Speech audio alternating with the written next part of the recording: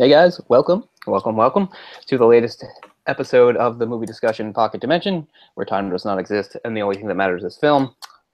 I'm Cole, joined by my good friend Jay, and we join you tonight on a Wednesday night. We had to sort of at the last minute, unfortunately, bump the show to tonight because of sort of poor planning on my part. Mostly, I think it's mostly on me. Yesterday kind of got away from me, and we still probably could have made the show normal. But we would have had to kind of rush, and we decided we'd rather not do that. So hopefully somebody is still watching on an irregular night. We've done it a couple times before for this Wednesday night edition. And for tonight's episode, we are going with the 2009 Greek art house drama, Dogtooth, by director Yorgos Lanthimos.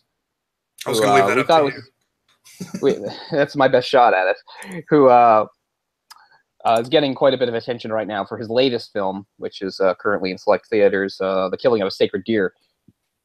And just even on my Twitter feed and stuff like that, I've seen like people like saying all sorts of great things and links to all these glowing reviews of that. So it's getting quite a bit of attention. Now, this movie came out in 2009, and it was really the movie that I guess put him on the map or whatever it was. And I was aware of it for several years. I'd never seen it before. I only finally saw it this week in preparation for the show. And it's a little unfortunate that, like, I can't remember exactly the circumstances I had heard about it from or what they were. But, like, a few years ago, I more or less wound up reading almost like a whole, like, synopsis of the plot online. So, so it's too bad that when I watched this, I kind of knew most of the stuff that was going to happen. Because one of the great things about the movie is, like, it takes you about at least like 20 minutes or so to even really grasp what the situation is and what's going on. And I think that's kind of one of the cool things about the movie.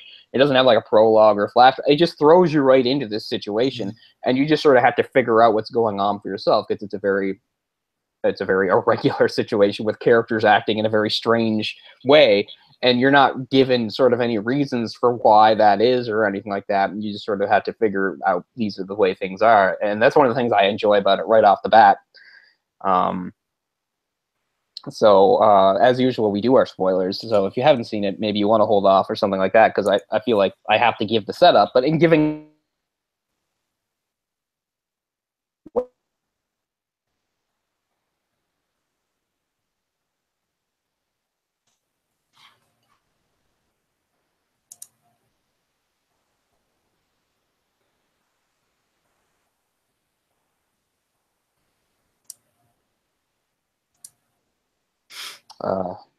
did I cut out there?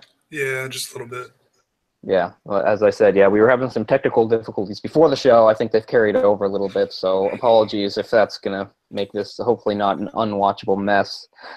But as I was saying, I have to give the setup a little bit, but I feel like the best way to watch the movie really is to go in cold and not even know anything about it, really.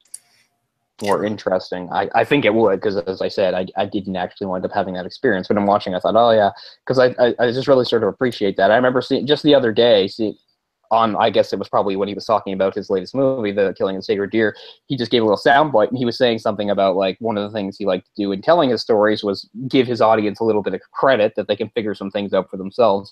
And that's very much apparent in this movie, as this movie sort of goes down kind of the checklist of sort of like le film artistique, tiny budget in a foreign language, kind of a depressing tone, perhaps some controversial / offensive content, and then of course somewhat difficult to understand. So it hits all those notes. Yeah, it nails it. Yeah, it hits all the bullet points. Yeah, for sure. But it's just a really interesting watch, and I have to give credit to the actors involved, because they really commit to it and bring across the feel and stuff. One of the things I like about it, like, and that's one of the first things you'll notice again if you don't know what it's about when you're watching it, it is like the children, who are all young adults, so they're probably in their early 20s, like the way they talk to each other feels so stilted and weird and unnatural. But that's because of the situation they're in and stuff. So it's pretty cool from that perspective too, and I really appreciate that. I think the actors do a great job. It's really interesting because I know I saw some plot synopsis say they were teenagers, but I don't think that was ever actually addressed that I was aware of. No, I don't think they're supposed to be So I mean, teenagers.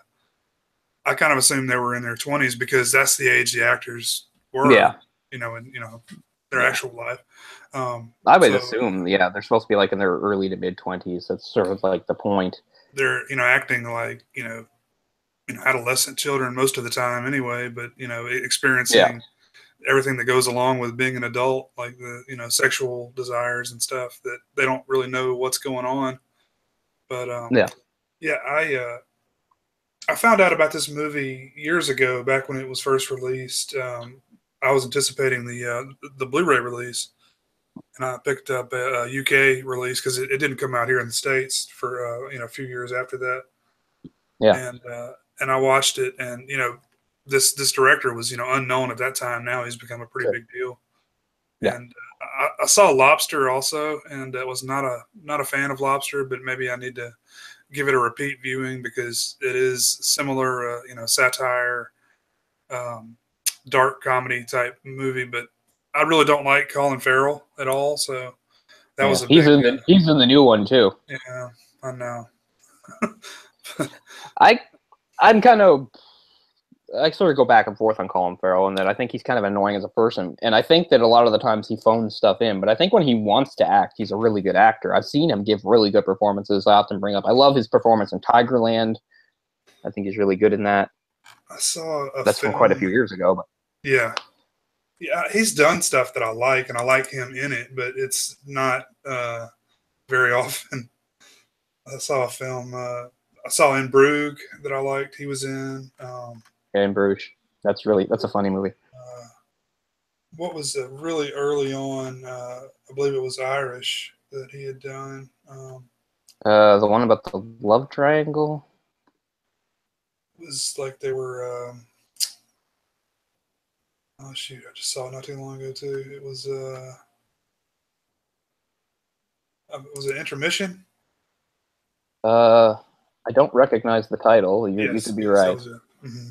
What's that one? I might know it, and I just don't. The title's not. Cillian Murphy, Kelly MacDonald. It's stories of love, greed, and violence. Oh my god! Just looking at his IMDb page here, you know how Disney's doing a bunch of stupid live-action remakes of their animated canon? He's being cast in the live-action Dumbo. I can't believe that exists. I can't believe that's a thing. We're gonna have a flying elephant. Like, some things were just meant for animation. You think? Just stick it to it. We're gonna have the big-eared flying elephant in that. But anyway, I didn't mean to get that off. So I need to do a live-action Lion King. I guess Tigerland is actually the oldest thing I've seen him in. It came out in 2000, and I think it's a really good thing. But no, the one I was thinking of, where the hell is it? Oh, A Home at the End of the World. Home at the End of the World, which is a really sort of interesting type of movie. That was when he was like at the height of his fame too, when he was in Alexander, which was a piece of crap. Yeah, I guess depending on which cut you watch. Yeah, it's funny. He's in a lot of stuff, but I actually haven't seen most of it. So I've only seen him here and there. Like stuff like Bullseye. That's what I think of when I think of Colin Farrell. Oh, the Irish Bullseye in Daredevil. But yeah, not generally a fan of his. So that may be what rubbed me the wrong way. Just because he's in like every scene in the movie. So, but yeah. Wait, but what was the title again? Intermission, right? No, I have not seen Intermission. It's 2003. It's really good. I liked it a lot. Bride of Losers in Dublin. Okay. Oh yeah, that's cool. But yeah, actually, I remember about a year ago, The Lobster showed up on my Netflix. I was considering watching it, and you were just like, and you were kind of lukewarm on it. So I was just like, yeah, I can put that aside. It's really weird, but it's very much in the same vein as this movie. When you think about it, I can't even talk about it. It's so crazy. Yeah, I know like what the setup for it is, which is it's I don't But know. as we said, I guess I'll give the setup for this movie. Although again, I feel like if you haven't seen it, even just giving the setup is kind of a spoiler because it's a really great movie to just. I think it would be a really great movie. I didn't have the experience, like I said, I'd read about it beforehand, to just plunge into and not know anything about. But since we have to just get into it and discuss it properly, like, so it's a movie about a family, a Greek family, but they're a very strange family in that you've got a mother and father, probably like in their 50s or 60s or whatever, and 3 adult children. They're probably in their 20s. Two girls and a boy or man or whatever. And the whole thing is for reasons that are never made clear Nope. or expanded upon. The father, and I guess the mother goes along with it, but the father seems to be the main leader. It has this idea that it's been clear that even though they're this old, they live in a fairly large property in their house, and it's a fenced-in area, and they have never left. And the father has impressed upon them that the outside world is too dangerous, even though they're not children anymore, to go out to, and that they have, and he impresses upon them like this is like a normal thing. Like I guess that he thinks this is the, so they know nothing, pretty much nothing about the outside world.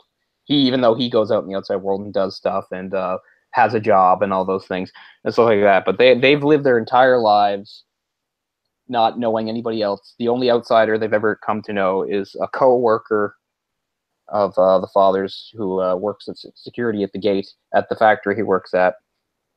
Or the factory, and has some sort of, and you don't know how long either she's been coming, if it's only been ever since like the boy or whatever moved into adulthood. But anyway, at least for the last little while, at least there's disturbing implications there because maybe it's been longer than we don't know. But anyway, Christina, this guard, has agreed to this arrangement where she will come to interact with them, but her primary job seems to be to have sex with the son, because I guess the father has this thing that, well, he's a man, so he's going to have sexual urges, so he'll need to have sex with somebody. And at first you think, well, at least this is partially because he wouldn't want incest. He wouldn't want him to like take out his sexual as we get further in the movie, we find out it's not really an issue at all. Getting ahead of ourselves, but yeah. So at first, and I like the arrangement with Christina, because how did that happen anyway? Like one day he's at the gate, he's known her maybe for a while, they've had small talk, and he's just like, "Hey, Christina, how would you like to make some extra money?" She's like, "Okay, I'm listening." And then he explains, "Well, I have these kids. They're getting older now, and I'm crazy. Put on this blindfold." Yeah. And yeah, it's the other thing too. That's how the movie opens too. The movie opens with her and having a conversation with him as he's driving her to the property, and she's blindfolded. So it's a very bizarre thing right off the beginning too, because it's just like, oh, a man has a blindfolded woman in a car. This is sinister. But no, she's clearly just going along with it. She's talking happily with him, and it's the thing she's done before. It's just the routines. That's the other thing too. Like where they live has to be a secret, I guess, for some reason. Although I have no idea why. But anyway, yeah. I just imagine, like, the first time he's ever approached her with this idea, how would you like to make some extra money? So it's going to sound crazy, but... Yeah, I am crazy. And will you sleep with my son? Mm-hmm. Because they don't leave the house, ever. And he's got to get some trim. He just has to get he's got to. And again, we don't know how long ago this started, if it's a recent thing or what, right? Like, for all we know, she's been coming since he was like 15 or something. Yeah, for her to be comfortable with it, I feel like it has to have been quite a while, because she knows all of them very well. Because I mean, like the second scene in the whole movie, it's the boy, having sex with her, which is another really awkward scene. It's full of really like. Really just hard to watch scenes. Yeah, right. Yeah, because the sex is just like, it's just completely mechanical. There's no there's no foreplay beforehand. There's no kissing, or it doesn't even seem like arousal. Like basically, she comes into the room. They just both look at each other and undress. They get into like a position they're used to, and she's obviously getting him ready. Getting him hard. So she's like hand jobbing her or whatever, and then once he's ready, then they assume the position, and they have just sort of passionless mechanical sex. And well, I mean, if you look, like all of the sex scenes, even between the parents, are kind of the similar. It's no romance, in any of it. No passion, no arousal. And it's interesting too, because one of the themes in the movie going forward, one of the problems is like sort of an awakening of arousal in other characters, but not so much the son. It's an interesting idea, because the father's thinking terms, he has a sex drive. It has to be satiated, so I'll get this woman to come. But what eventually happens is eventually he just winds up rejecting her. Like it's almost like he's just sort of tired of it. Like he's tired of having sex with her, and he won't do different things, which is another thing that sets off a chain reaction of events. And that, you know, she's been doing this for a while, I guess, and not finding it very pleasurable. So she's at least thinking, well, he could go down on me, and he more or less just refuses this. Yeah. And this leads to her thinking, well, someone's going to. So she approaches the older sister and manipulates her into doing it, realizing the lives they live was like, I could just, you know, offer to give her some gift because they barely ever get stuff, and I'll get her to do that in return. And that's what sets off this whole chain reaction of events that sort of run throughout the movie. Because it's really about how, like, the father's plan, as batshit crazy as it is and stuff, it's mostly working. Mm-hmm. And yet the one chink in it is, like, this outsider does eventually corrupt them with her outside influences and the things she brings, and that's really what makes things problematic. Well, I mean, I know we're getting ahead of ourselves, but he almost encourages the son's sexual, you know, side, but the girls is completely opposite, you know.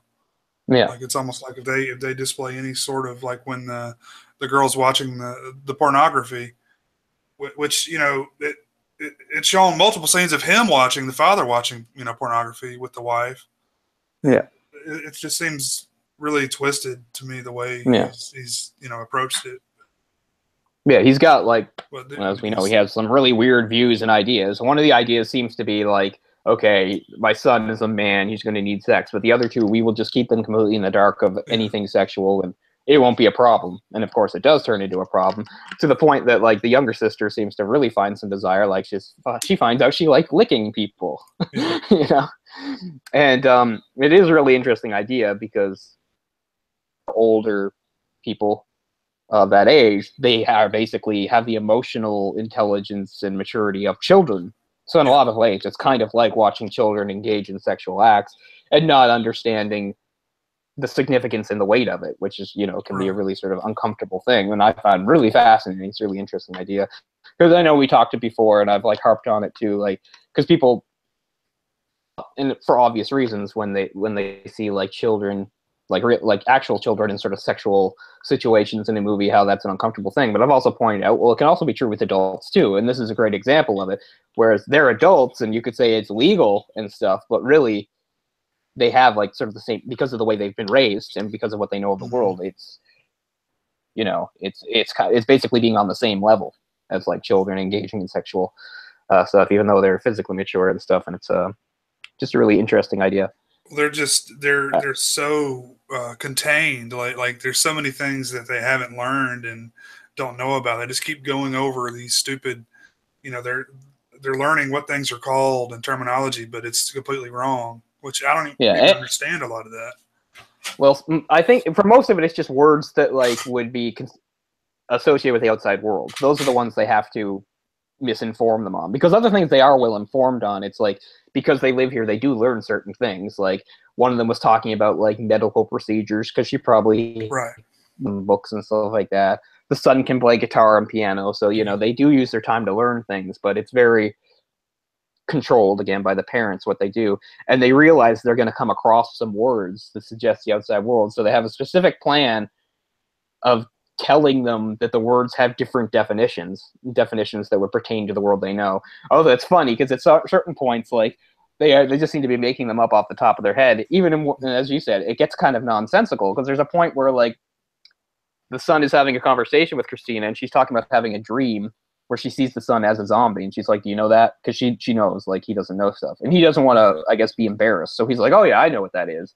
But then later he asks his mother what a zombie is. She's like, oh, it's a small yellow flower. And you're like, why even lie to him about that? What would be the harm in saying it's a kind of monster or something in fiction? Like, but it's just part of me, I guess maybe what they're saying is, like, she's just so used to lying to him that even when there's no reason to, she just does.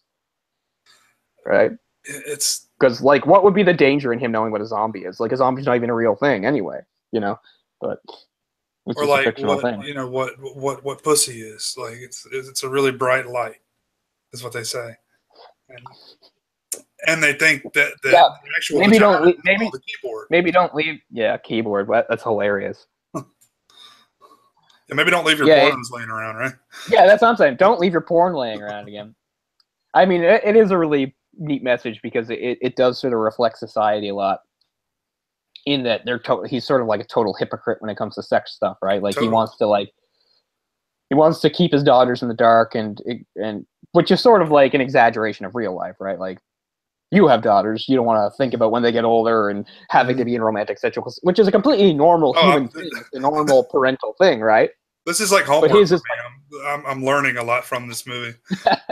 Yeah, how to keep your daughters completely asexual and stuff. But so it's a neat sort of exaggeration of like real life. But the other thing too is like how he's a big hypocrite. It just reminds you of like, you know, how many times has there been a story of like, you know, some like upright moral figure in our society. It's like a senator or a priest or something that goes on like weird moral crusades, specifically against sex. And then there's like some scandal that breaks that they're like seeing prostitutes and stuff, or going to like bathhouses, or, you know, all this other stuff. And I think it's kind of the same thing here where like, you know, it's not like he's a pervert or anything like that. There's nothing wrong with that he has sex with his wife or watches porn, but at the same time, he's like, you know, he has adult children that a big part of his mandate of keeping the world from them is to keep them from the sex thing. Although the son is kind of like the exception, because he's like, well, he's a man, he's a boy. And yet the son is the least sexual of them, as it turns out. Like, he doesn't even seem to really care, and he doesn't really seem to miss it or demand it. And of the three children, he's the most compliant. Like, he doesn't really dream of going outside of the world or anything like that. He's the easiest to like keep contained. He's kind of the dumbest. Yeah, that's what I thought too. He's the dumbest. Because I mean, at one point, like, it's easy to watch the movie and be like, well, they're all stupid. Look at what they believe. But then you get to understand, well, they're not stupid. You understand how like it's not their fault. Like, all this stuff is fed to them, and they, you know, and they're kept completely in the dark about things. It's just like, so it's not really stupidity. It's, you know, it's an ignorance that's been forced upon you. And then you do start to realize, no, that at least the daughters are somewhat smart. But yeah, the son's fairly dim. Yeah, they're definitely understanding more and more as they experience other things, like oh shit, I forgot what I was going to say. But I mean, the whole basic crux of the movie is the older daughter is wanting to leave.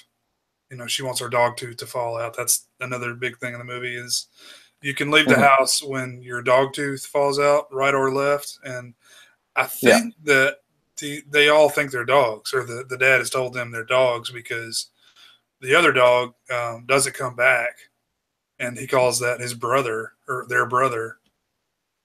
Do you remember that?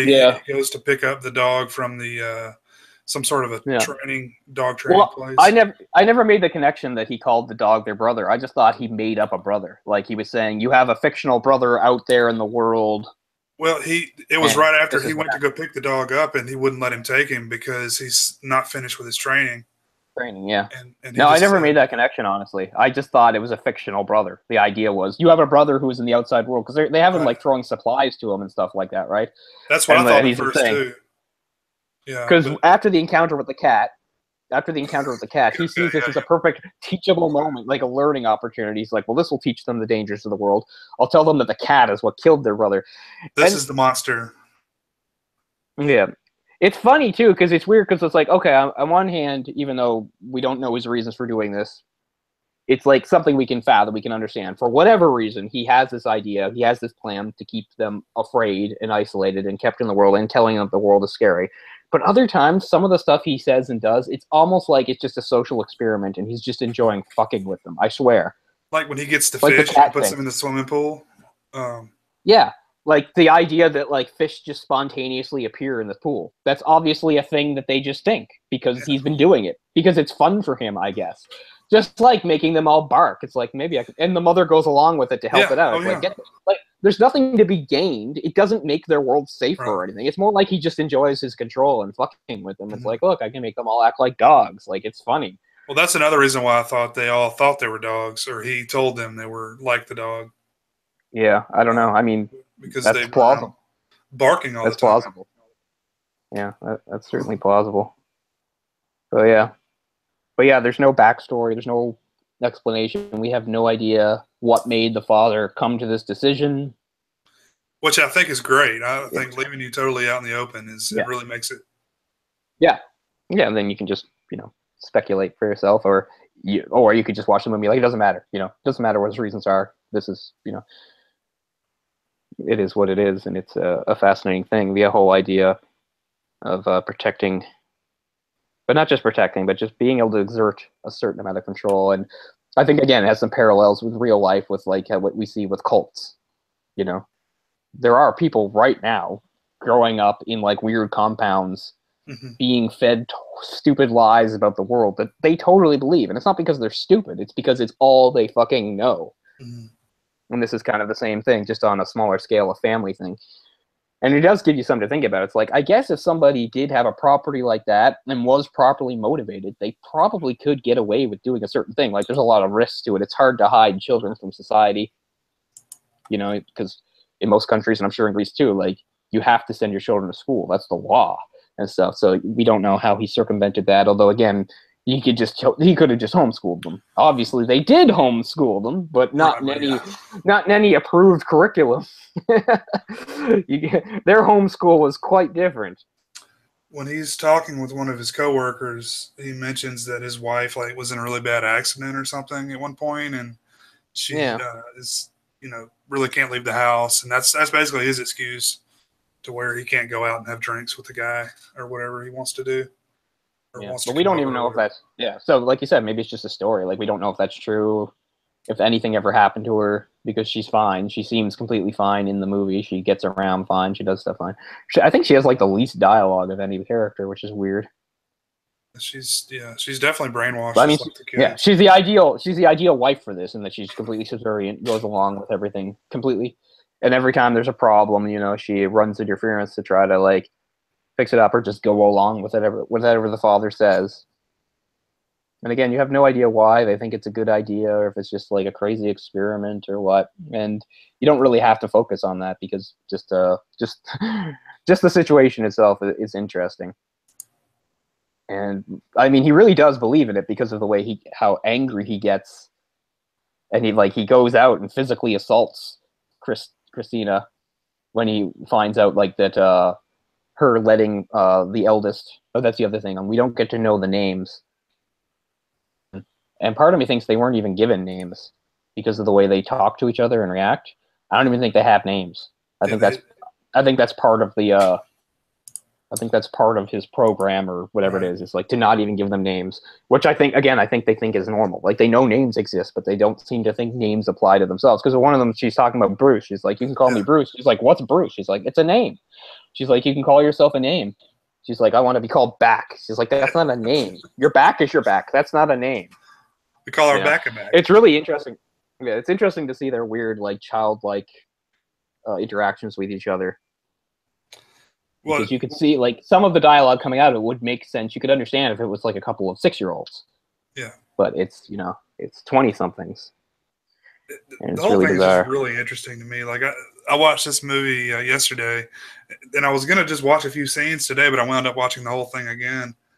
And, oh, man, it's, when it's only an hour and a half, it's a pretty tight movie. It's very tight, and that's what's good about it, I think. It's, hits it. But, when it opens, when you're first introduced to the kids or to the young adults, they're doing the, what is it, like a trial of endurance, where they're all going to put their fingers in the hot water. The hot water. Yeah. They have a long discussion about how it's going to work, and do we need all the taps on? Do we need to time it? And it's just like, oh, man. It's which is total a kid behavior, right? Like, kids like to do that. They like to apply sort of like rules and come up with their own, and then they get stuck. It's like, well, we should call the game. They're like, oh God, I don't know. And it's like, that has halted things because it's important. They can't go on and do the game till it actually has a proper name. And that really does sound like a kid thing to me. I can sort of remember like having that sort of like logic too. It's like, well, okay, this is how we're gonna do it. Yeah, and it just shows like what their lives are like too. Like, they have nothing to do. They might learn stuff, but most of the time they just have each other to interact with, and they're bored, and they're just trying to come up with ways to. They're really violent and sadistic, and I don't know if that's just like part of the claustrophobia. Just they've run out of things to do, so now they're just gonna like torture each other.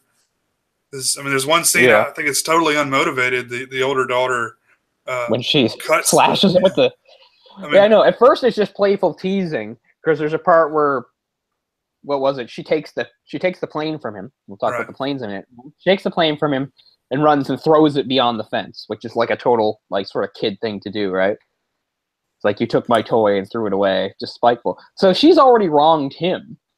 So he goes back to the house, and then she just comes out of nowhere with a knife and slashes him on the arm. And you have no idea why. It's like, you already did something bad to him. Now you're doing something so much worse. And you're expecting her to get like horribly punished for it, and she doesn't.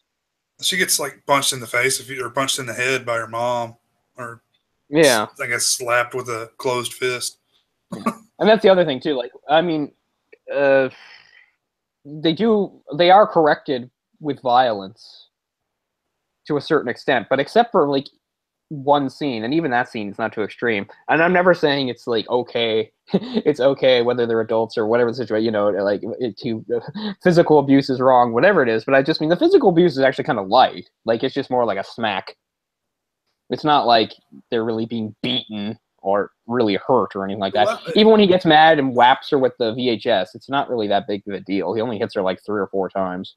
Yeah, I mean, I was going to say, again, it's a horrible thing for a father to do to a daughter. I'm not saying that, but I'm just saying when I read about it, I thought it was like, I pictured it as much worse, like that he brutalized them. He doesn't at all. It's just, he's just taught them, and he treats them sort of like an animal, like smack, wrong, you know, bad, no, because that's the whole thing, right? And that's the thing with the dog.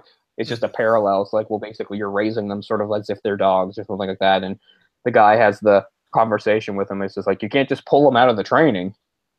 You have to see it all the way through, you know, a little. Well, he takes. I'm glad the dog didn't come home. Exactly, the dog's better off. Tapes it to his hand. Yeah, he tapes it to his hand and like hits her on the head with it a few times and breaking it. Yeah, it breaks it. I think that's real. Like, I think that he actually did that to that actress. Because I don't know how else I don't know how else you could fake it unless, like, all I can think is like, well, maybe they made like a fake VHS that breaks really easily or something, so it doesn't hurt as much. But yeah, there's a few times where it can't be acting. It's just, well, I mean, you know, it's real smacking, and you know, they just put up with it. Yeah, I don't think that you could simulate that. But you know, the sex. So the actors were game for that. So. Well, I mean, the sex was easy enough to fake. You just, the way the legs are positioned and stuff, you see movement, but obviously probably not penetration. And the same thing with like the you see a head going up and down, but it's probably just a head going up and down. There's no need to get right in there. From what I was reading, it was real, but that could be wrong. I don't think it would be real. Because I mean, if it's going to be real, then they might as well show it to let us know it's real. Yeah, I guess you're right. Show it. But it's like, for for being like sex scenes, like they were the most like unerotic. Yeah, it's not like anybody's going to really get turned on or enjoy it. It's just it's so awkward. Like all of the entire movie's awkward. Yeah, for sure. But yeah, like he gets so mad at Christina for the way she corrupts them by letting the eldest borrow the videotapes of the Hollywood movies. That like, and he has to do it symbolically too. Like he apparently invites himself over to her house to talk to her, and then just out of nowhere sees the VCR, which he thinks is unhooks it, and then just smashes her with it twice.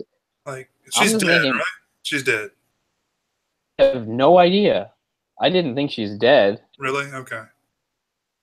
But then again, if she's not dead, like, why doesn't he think that she would call the cops on him? Why would she just put up with that? You know, that's what I don't get. Like, he just seems so righteous in his anger. Like, oh, and then he says, like, he's like, I hope when you have children, they grow up to be, you know, terrible and corrupted by outside influences. This is really how he feels. Like, his children have been ruined by what she did, which is really where the movie goes, because it all starts with the son not wanting to go down on her, and then her having to offer things to get sexual gratification from them, which leads to the whole chain of events sort of thing until we get the her wanting the videotapes. That was one thing just like, she's like, I won't lick you if you give me the videotapes. And she's like, I can't give them to you. And she's just like, well, then I won't. And I'll tell my father that this is blah, blah, blah. And that's you Lick my I keyboard. didn't get all the movie references, but it's funny. Like, and it's an interesting idea too that like she'd never seen movies before. Like, anytime they watch movies, it's just movies of themselves. So like, she only had a certain frame of reference and context for these movies, and I really like the idea that she watches them, and they're so like amazing to her that she like memorizes entire sections of dialogue and stuff like that. Rocky Because of she's all like things. yeah, doing Rocky and Jaws. Oh, okay. I didn't even get the Jaws. Okay, I got you. Oh yeah, when she's at the pool, she's I'm a talking. man It's eater. Jaws. Yeah. Yeah, when she's talking about how they need to check the bite marks and stuff just to make sure. It's that part in Jaws where the guys go out and catch the shark, but it's the wrong shark, and everybody wants to quit. And he's just like, "Well, we should check." And like, it's the part where Richard Dreyfuss is saying the bite marks don't match. It's not this shark. That's the part she's talking about. How did I miss that? Oh man. But I didn't know what the dialogue was after. Okay, since we're jumping ahead, as we said, eventually, so Christina or whatever is exiled, and obviously isn't going to come back like that. Because the mother says, "Well, we need some sort of replacement then for the son." He's just like, "No, I'm thinking the eldest can handle it." And then you have like that really cool, weird scene where it's almost like he gets to choose what it's like. Go into the tub with your sisters, and you can blindfold yourself, and you fondle them, and you decide which one is the most appropriate to have sex with. Oh, it's awesome. I know certain people don't think that's funny, but I'm a sick bastard, I guess. I think it's really funny. So then, yeah, and then it leads to him having sex with his sister, and it's the first time, besides the licking or whatever, that she's had like real sex or anything like that, and she does not like it. Had this weird.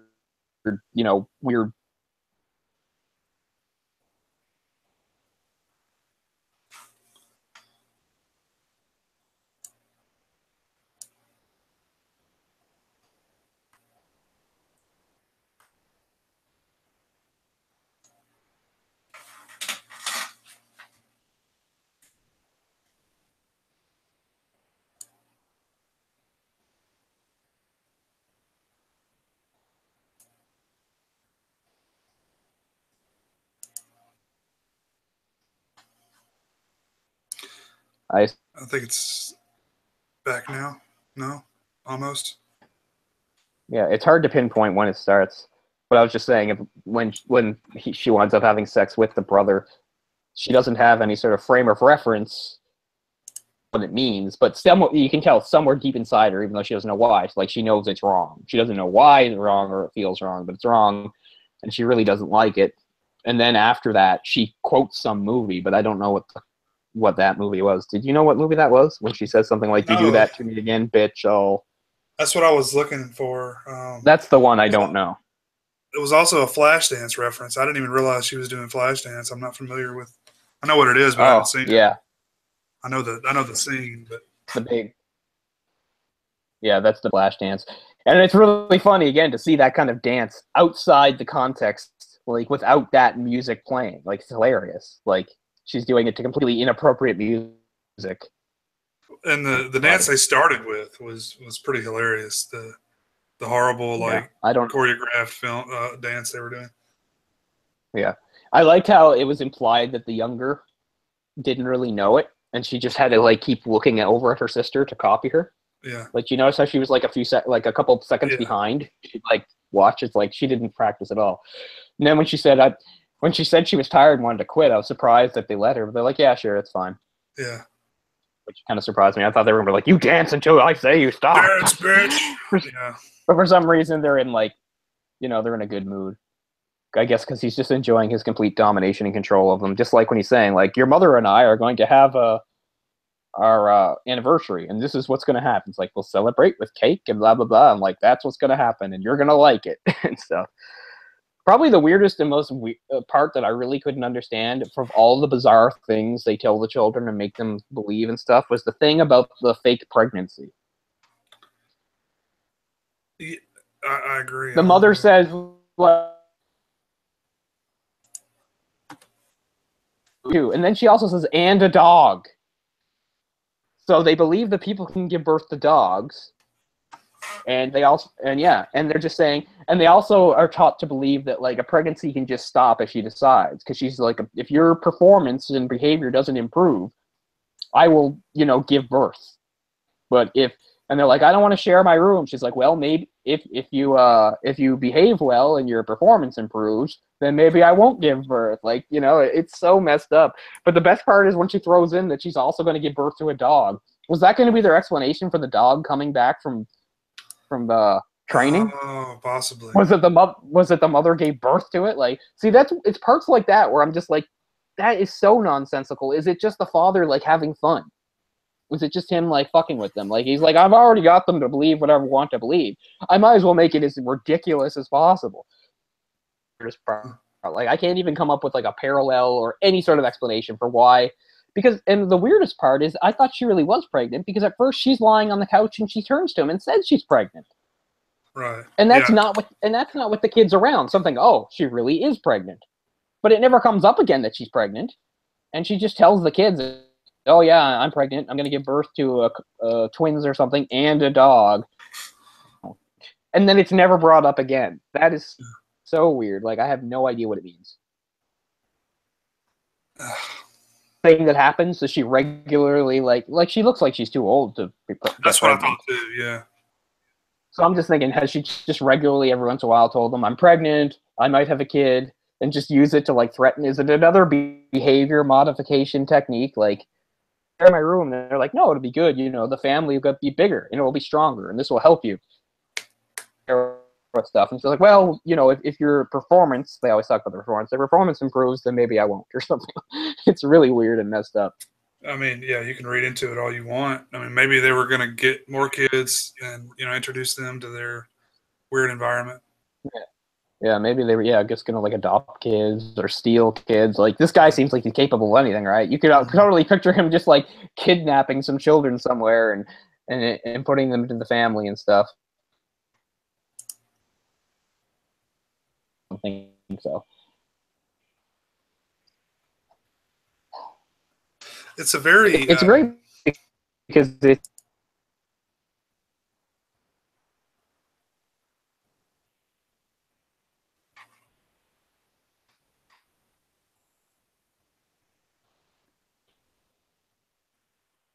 sorry, say that again. It's a very, there you go.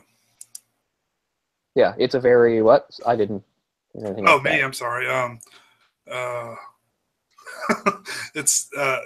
It's you know, they use the same camera lens the entire time, so it feels really, you know, gritty, low budget, realistic, I think. So it doesn't look like it's, you know, cheaply made or anything. I think they do a good job of accomplishing the realism aspect of it. It feels like it, you know, could be a real thing happening. Yeah. And, well, the whole thing is it's all Steadicam. Like, every shot is like Steadicam, to the point where like even you'll notice that often the characters, like their heads and stuff, are out of frame because the camera doesn't move. So there'll be times where the camera is set on the characters, so if they move around or whatever, their head might get cut out of frame and stuff, and the camera just doesn't move; it just stays, which is obviously a deliberate choice. Yeah. Just like there's no music in the movie, there's no soundtrack. We're just put right into their lives without any sort of extraneous stuff, which I think was probably a good choice. You know, you don't need any sort of music trying to set a mood or anything like that.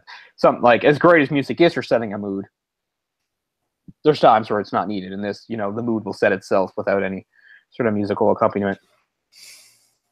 But yeah, it's all Steadicam type shots, to the point that sometimes you'll notice like characters moving out of the frame or their heads getting cut off, and it just stays. Kind of cool. Yeah. I feel like the dad's trying to play God. Oh, for sure. As we said, he just seems to really exult in like his total control over them. Like I said, I think sometimes he just ups the stakes to make things more ridiculous, just because he enjoys, like, I can make them do anything or believe whatever I want, so I can make it really bizarre if I feel like it. Like, he's clearly, like I said, as much as you do find out he passionately believes in it, he also seems to be having a bit of fun with it too. It's like, I can fuck with them, you know, like the stuff with the fish and stuff, or the airplanes. Oh my god! So every once in a while, obviously, airplanes fly overhead. And for whatever reason, they decide to concoct that airplanes, well, if you see them up in the sky, they look small. The airplanes are just small things, and every once in a while, they'll fall out of the sky. They'll even fall in the yard. So sometimes they'll find a toy airplane, and they'll believe it was flying in the sky, which is just another really bizarre little slice of life in the world. Because, yeah, the very first scene, it's kind of funny. because it's before we see any of the stuff with the toys. We see an airplane go by, and the children look up, and one of the girls says, like, I hope it will fall down. And we have no idea what that means. Why would she say that? She thinks that's a thing that happens? Well, apparently that is a thing that happens in their world, in their crazy, fucked up world. Oh yeah, airplanes. And the other thing is, he never really explains we never find out what he says the threat of the outside world is. Like, they accept that there's an outside world and the father can go out in it, that he can go, and he needs the car. Yeah. Like, but they never heard about the cat until the first time a cat comes into the yard. Like, they'd never seen a cat before. The cat comes into the yard, and, you know, the son has no idea what it is, and, you know, horribly kills it with a pair of garden shears. And the father just sees this as an opportunity to be like, yes, if you see more cats, they're horrible. In fact, they killed your brother. So, like, again, is that just fun for him? He's just like, yeah, that's fun. If another cat comes into the yard, now all the kids will kill it. Like, does he hate cats? Like, it's just weird, right? Well, that's the tagline. A cat is the most dangerous thing on earth, or something like that. Yeah, he says, like, how dangerous they are, and he rips up his clothes and gets all bloody, and he suggests that the brother that they never see, like, he tried to save the brother, but a cat killed it. So he's just like, well, if you ever see a cat, you need to, like, kill it.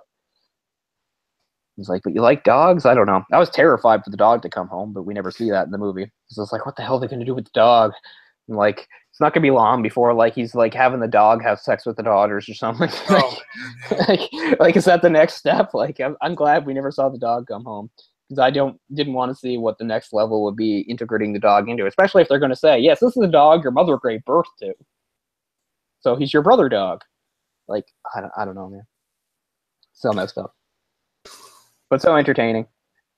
Like, it's a very simple idea, you know, a family where the kid, but it's executed so well.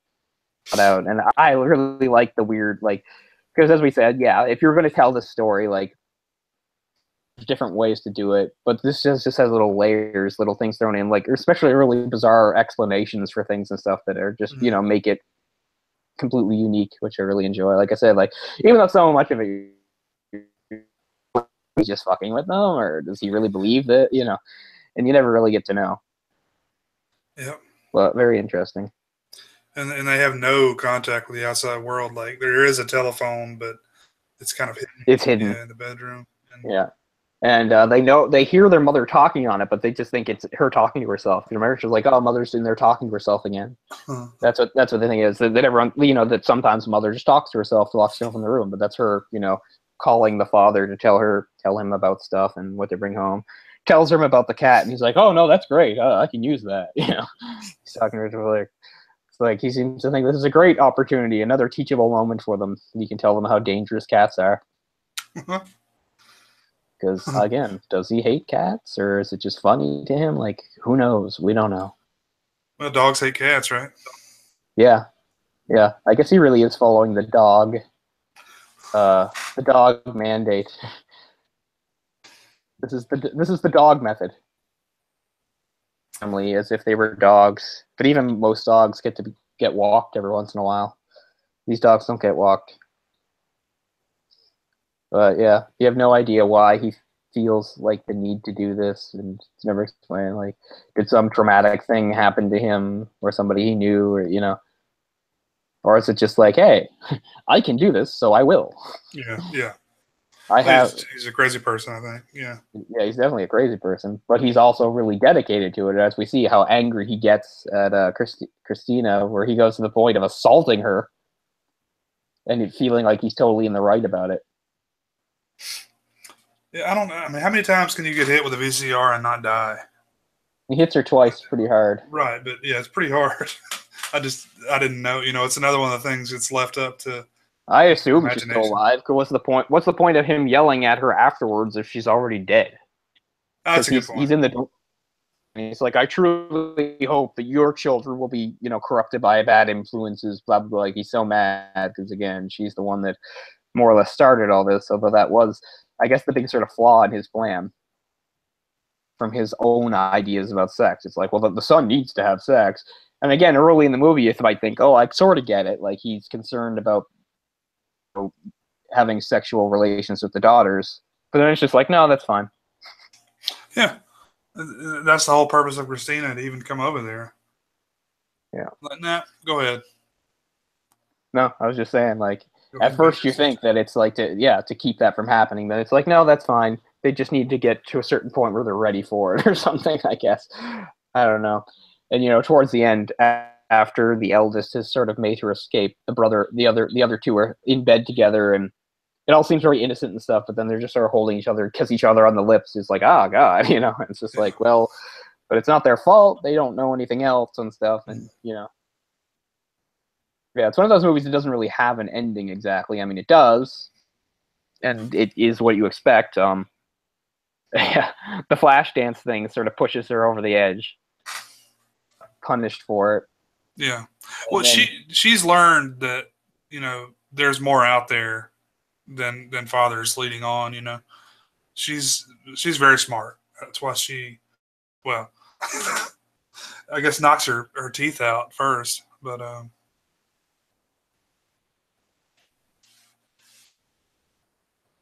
with the weight, that was the only time where I was like, "Ooh." That was the only scene that really disturbed me. Was yeah. her like bashing herself in the face with Well, it. it And I mean, I wasn't. get it because she's following what the father said. The father said, lose one of those dog teeth or eye teeth or canines or whatever they are. Yeah, but at the same time, she doesn't do it and then show her father. She just takes off and hides in the trunk. So it's kind of weird. Like, why do it if you're like you could have just hidden in the trunk without bashing yourself in the mouth? Right. Because that's like, her all right, escape. peace out. I'm leaving. For her, she's gone. Why would she hide if she Yeah. didn't think that he was hiding something from her? Mm-hmm. Yeah. So Why- again, it's hard to understand her point of thinking because she could have just, if she believed like that really meant she could get out, she'd be like, "Oh, here, father, now I can leave because I lost the tooth." Right. Like she somehow knows that's not going to work as a symbol, so that at least her if she was ready and not be worried. I don't know, but anyway, because then the father looks for her, and then the movie ends with him driving to work and leaving the car, and she's still in the trunk. It's like, well, she can't just open the trunk herself, so I don't really know what's going to happen. Well, you left out that the mother, the sister, and the brother are all just on their hands and knees barking around the yard. Yeah. Uh-huh. That's what happens when he puts the family on alert. All right, dogs, let's go. We're at DEFCON 1 here. Everybody get barking. Yeah, this is clearly what happened to your sister was clearly a cat plot. Yeah. The cat came and kidnapped her. And she's in the trunk at the end, and you're like, well, is she just going to die in the trunk, or? But yeah, it's not like she can just get out of the trunk herself. Like she needs somebody to open the trunk. So it's a really, which makes sense because it's an odd film all the way around. And there's no, real exposition and no ending and no resolution either. Yeah. So she just sits in the trunk all day, and then he comes back. Somebody let her to death, and he's like, "Oh, you were in the trunk. Now you're really gonna get trouble."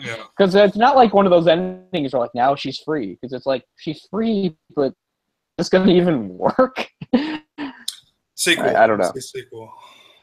Yeah, exactly. But so. Yeah. Unfortunately, I'm seeing that there is a remake in the works. Why? For Americans, what would be the point? They can't read so subtitles. People can't listen to Greek. Yeah. Oh yeah, because this movie's so wordy. I mean, Jesus Christ.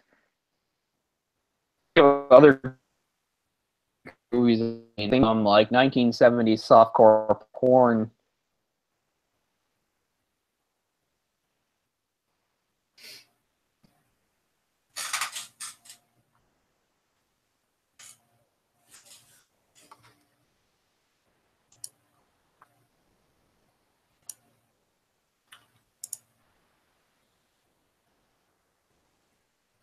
So maybe I need to broaden my horizons and see some more Greek stuff. Although, yeah, like now he doesn't even do Greek movies. Like his new movies are now like whatever in English. Like the Killing of a Sacred Deer is an English language movie, which is fine. I'm not saying it's a bad thing.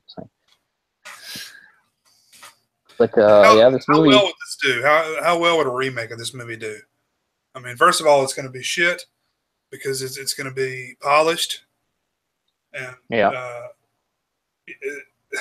This movie is not for mainstream audiences anyway. Like, if it's, Yeah. they're going to have to completely change, you know, all the graphic sexual content.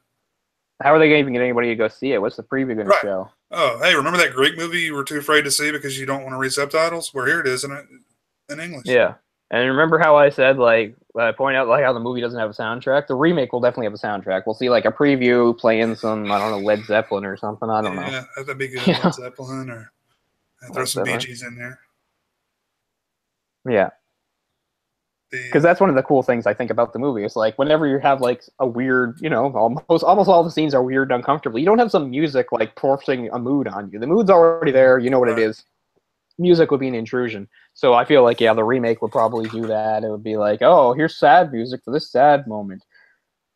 You know, here's scary music for this, you know, tension-filled moment and stuff like that. And I don't know. A remake just seems like a stupid idea. And the other thing that they love, what do they love to do with foreign remakes besides everything else, is change the ending. Yeah. Like the vanishing ending. You know? I don't know that is Kiefer Sutherland in that? Or Yes. Kiefer? Yep. Okay. He's in the. I think I've probably seen it and totally tuned it out, but yeah, I love the original film. I'd love to do that on here sometime. Yeah, it's a cool movie. For sure. Yeah, that's a good possibility. I guess we'll discuss the ending of the remake then. Yeah. Well, the ending of the remake is, you know, they change it completely. That's why it's my best example of like a remake like just ruining everything about the original. It's just like, well, remember how the ending was this? This is the complete opposite. They have to tie it up. Like, yeah, and I feel like they would do the same thing in a remake for this. Like, they would probably show her like escaping and walking down Broadway or something. I don't know. So you're saying they would basically fuck up everything that makes this movie genuine and unique? See, I mean, that's how it usually goes with these things, right? Did you see the remake of Let the Right One In? Yes. That was one that came to mind that I don't think it was too terribly done. No, I would put that on the low end too. Like, not nearly as bad as it could have been. I don't think it needed to exist at all, but no, it didn't need to exist, and it's definitely not as good as the original. But at least it does, for the most part, have sort of the same sort of feel. You know, it's still a very dark, moody, mopey movie. You know, they didn't pretty it up and stuff, and it's a little bit different too. I think they rewrote some of the scenes to make. They did. It's been a while since I saw either version, actually. I like both versions, but yeah, the original's better. But yeah, again, it didn't need to exist. But it's like, oh, subtitles. It's even set in like Sweden. That's the other thing. Even like people in Sweden and places like that do speak English, but again, it's like American audiences wouldn't accept them being over there. It's like, well, that's just weird. Like their school's not like the American schools, like, you know. It's funny. Where was it? Like in Minnesota or somewhere? Yeah. See, I wonder, is that really like an American public thing, or is that an American whoever the powers that be perception of it? For instance, I own the Harry Potter novels. And the Harry Potter novels were very big, famous novels. If you look up on like Google or whatever, you can see, here's the Dutch version, here's the Ukrainian version, all these different crazy covers and stuff like that, right? Every country got their own version with covers. The original American covers really suck too. And I own the Canadian versions of the originals and then some other ones. But I also have the original American version of the first book, which just like the movie did the same thing. The first book is supposed to be called Harry Potter and the Philosopher's Stone. But for American audiences, they even changed the title to Harry Potter and the Sorcerer's Stone, because I guess they thought philosophers sounded too boring for the American children. Then they changed all the spelling, because they have to, you know, have American spelling.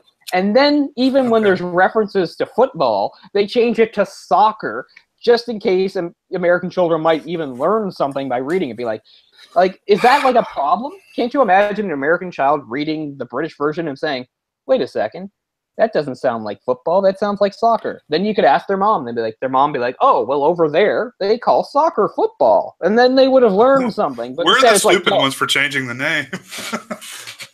All right. But I just mean, is that what they're afraid of? Because, I mean, that's actually a kid learning something. The kid be like, huh, They say football. And then they'd be like, Mom, why do they say football? And then their mom, who's hopefully not a moron, says, well, they actually call soccer football over there. There's something that's different. But instead, no. So anyway, that's the other, like I don't get that at all. I mean. Yeah, that's what I mean. Would that have really been a bad thing? Would American kids reading the Harry Potter books been like freaking out and like furrowing their brows, going, "Why does this word have a U in it? Why does Harry Potter?" You know, like, are they all going to lose their minds? Your brain explodes. I can't handle it. Yeah. So sometimes I feel like I feel sorry. It's like American and also an extension North American, like Canada too. It's like we're being protected from like foreign influences because we're too stupid to handle them. Like, it's really insulting. Well, so let me ask you this: if they write like an American, say a Stephen King book, when they publish that in another country that also speaks English, do they change it at all, or is it just? I highly doubt it. I mean, I'm just not sure. I'm just curious. I mean, I really doubt they have like an like a Swedish version of a Stephen King book. Where, like, when they say $50, they change it to, like, 50 kroner. Because you know what? The Swedish people aren't... they know what dollars are, you know? They're not going to be like, what? You know? I really doubt it. I feel like we're, like, the only market that gets, like, stuff, like, changed and Americanized and stuff. So it's really... It's like you said, it's a learning experience. Like, I mean, that's why I like to watch foreign films, or one of the reasons is because I learn things about other places that I don't live. And, you know, it's interesting. For sure.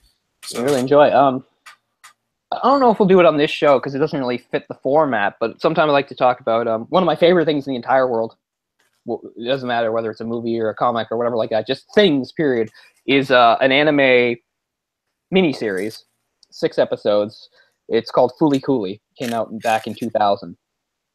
And it's really weird, and it's as bizarre and crazy as you expect from a lot of anime things. It's crazy and stuff. But one of my favorite things about it is it's super Japanese, and that I learned a lot about like their culture and popular culture just because like you can enjoy it just by watching it. But if you understand some things about Japanese pop culture and language and stuff, it makes it 10 times more enjoyable because it's one of those things that's just full of crazy references, like just references coming at you like from all angles. And also a lot of the language, like if you watch it in English, the English dub is very good.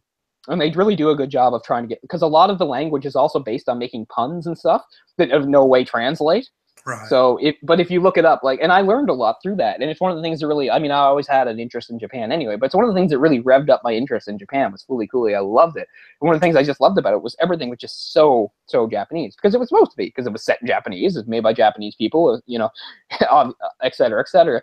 And again, it feels like if you did a Fooly Cooly here, they would set it in an American city and everything would be taken out and it just wouldn't have the same charm. Because, like, what's the point? Like, I guess there's not going to be remakes on. I mean, that's just me making stuff up, but yeah.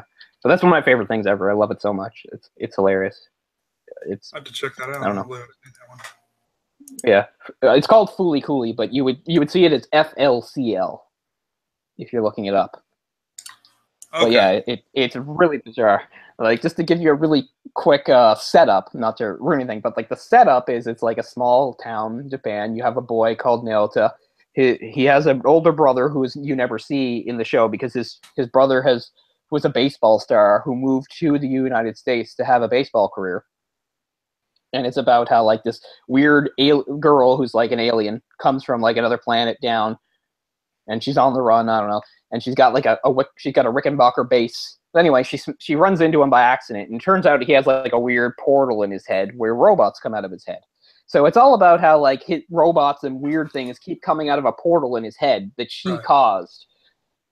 And there's also the town also has this big factory that's shaped like a giant iron that nobody seems to question, and you find out there's a secret behind that and stuff. And there's just all this stuff, and it's just as wacky and crazy you'd expect it to be. But yeah, it's really great, and it has awesome music too. There's this band called The Pillows that did all the music for it. There's just this Japanese rock group called The Pillows, and they do these really awesome rock songs that are really good. I even own the soundtrack. It's so awesome.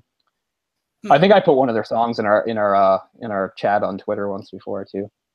Somebody said something. Oh yeah, somebody said something about like Shooting Star, and I was like, Ride on Shooting Star, because Ride on Shooting Star is the intro music to Fooly Cooly. Oh.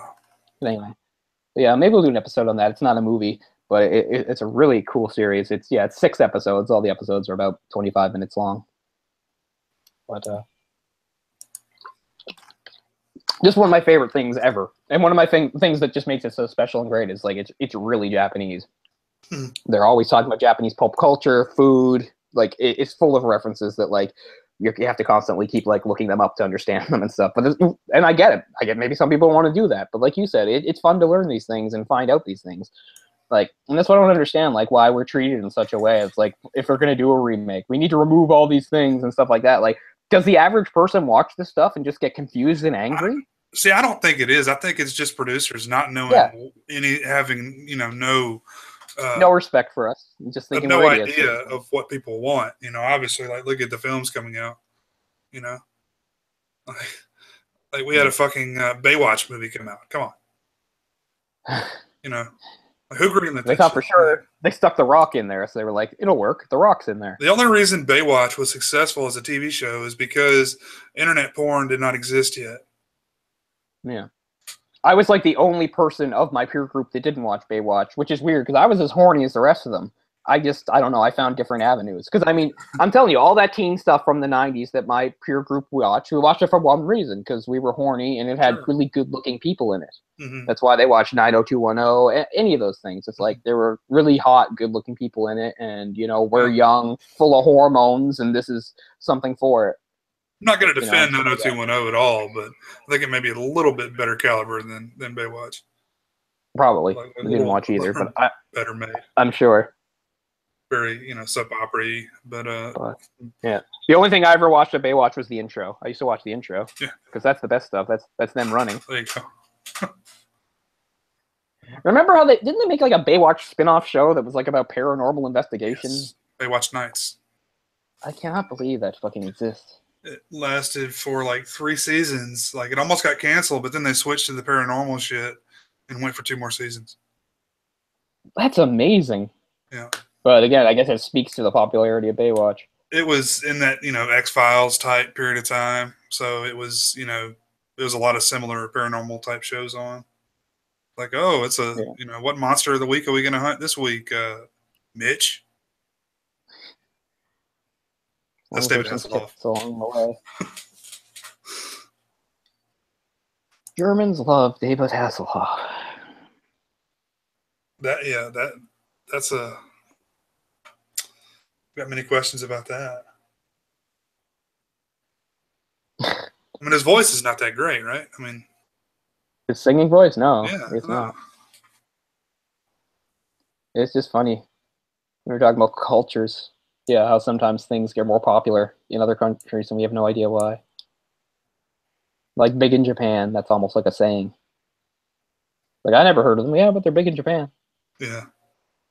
And they're not Japanese, like they're from here, but for whatever reason they connect with the Japanese audience and not us. And stuff like that. It's a hell of a market. About those things. And just like sometimes, like there's bands that are and stuff that are like popular enough, and then you just find out it's a whole other level somewhere else. Like one of my favorite bands from the 90s was Live. I'm sure you remember Live. Mm-hmm. In fact, one of their songs is playing in the very first episode of the X-Files. But anyway, if you watch like one of the first episodes of the X-Files, there's like some party scene with kids playing, and like I think Crash is Crash's song. Lightning Crashes. Yeah, Lightning Crashes. It's a good song. But yeah, I saw something recently where somebody was like adapting that or singing that. That's gonna bother me now, trying to remember what the hell it was. But anyway, going back, it was just some party scene, and I think selling the drama from that Throwing Copper album was playing. But anyway, my point is Live was a big band. They were well known. You know, right. they toured in Canada and the U.S. People knew them. They sold well. But they released a live album finally a few years ago, like on DVD and Blu-ray, or not Blu-ray, but DVD and CD. And it's in Amsterdam. Mm-hmm. And the people in Amsterdam are like Live's almost like slaves. The people in Amsterdam, as far as I know, worship Live as a deity. Because if you watch any of that footage, they are losing their shit. You can barely hear the band. It's like watching old like Beatles concerts. That's awesome. You can barely hear the band because the people are screaming and freaking out and singing every word of every song at the top of their lungs and stuff like that.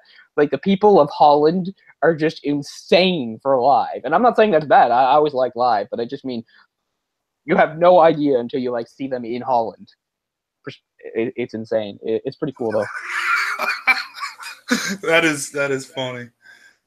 I was going to say, do you remember live very early on before they hit big with a couple of their big hits?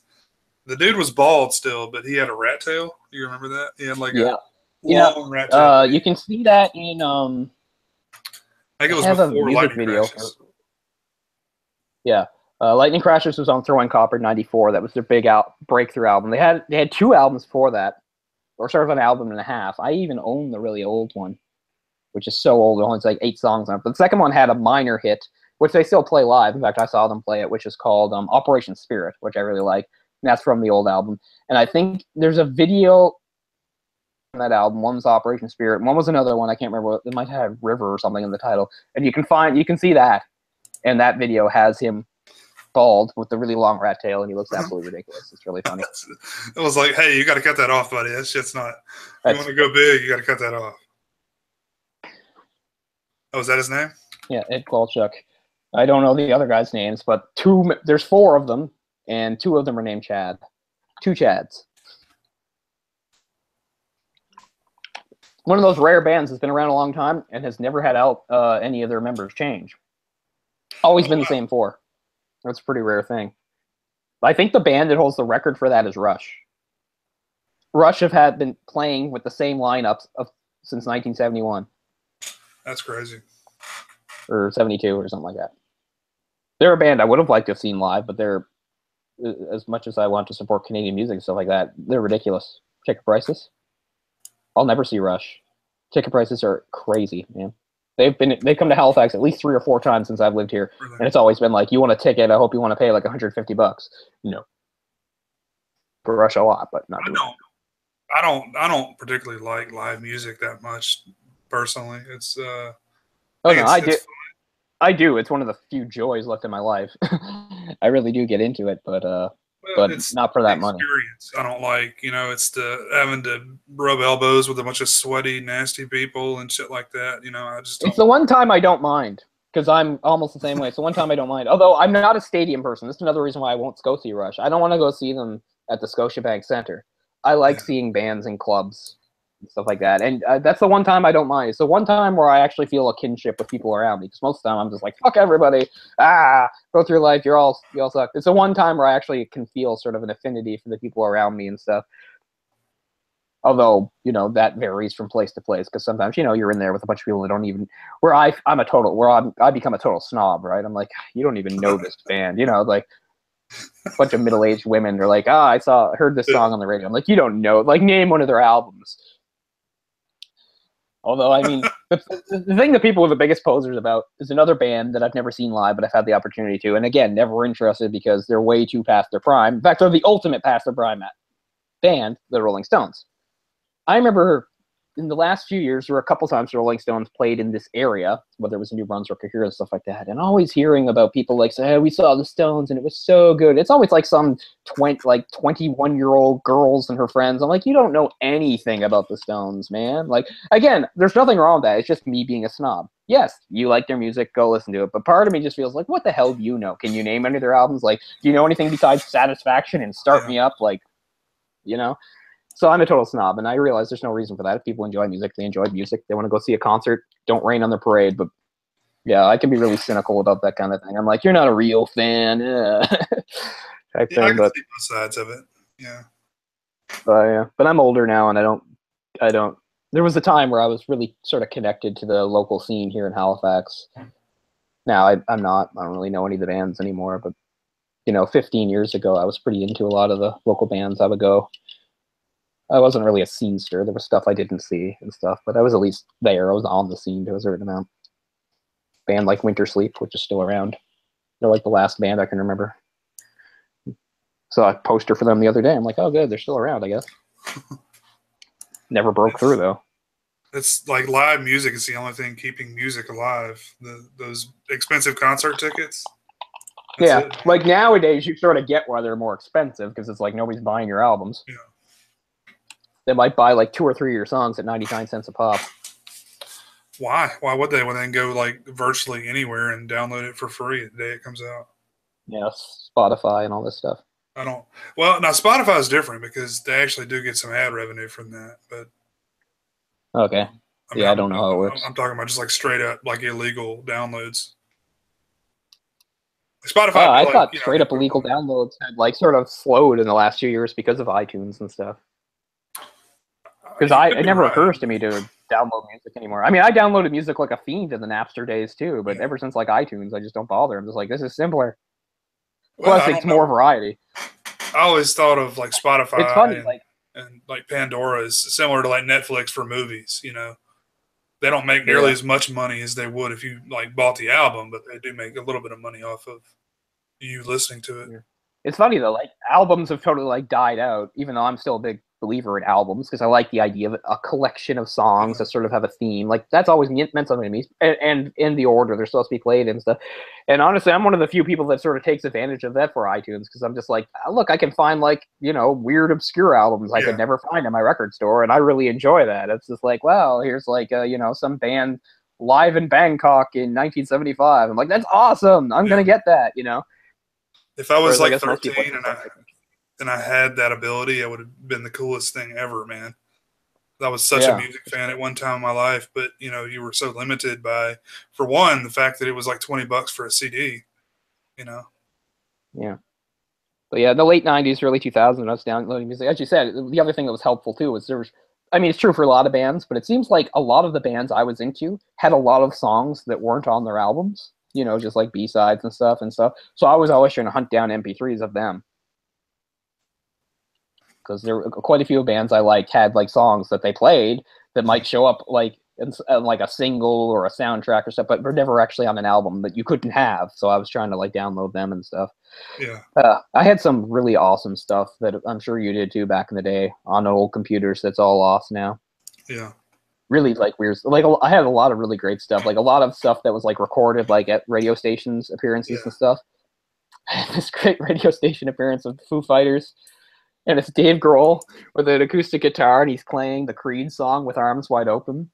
And he's making fun of Scott Stapp. He's like, with arms wide open into the sunlight, I'll give you everything. That's awesome. I love Ben Folds 5. I have like this really weird thing from the late 90s where I guess it's around Christmas time, Ben Folds 5 is like doing a performance at this radio station sometime in the late 90s at Christmas. And I'm sure they did lots of their songs, but there's a part where like they're just acting sort of like as a house band, providing just background music while like this radio DJ guy talks.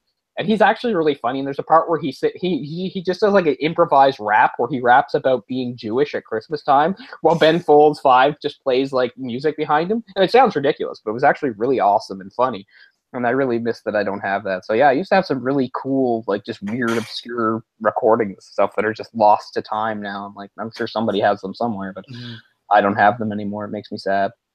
But yeah, my Napster collection was dope. Oh, thanks, Metallica. Yeah, really. Greedy fucks. Man, fuck Metallica. God. I mean, how much is a Metallica concert ticket? I bet you it's a bunch. I know that Orc's seen them a couple times. I bet it's more than a Rush ticket. Yeah, I wouldn't pay to see them. Again, I would pay to see Metallica in 1986. They couldn't pay me to see him at this point. I hate Metallica for quite a few reasons.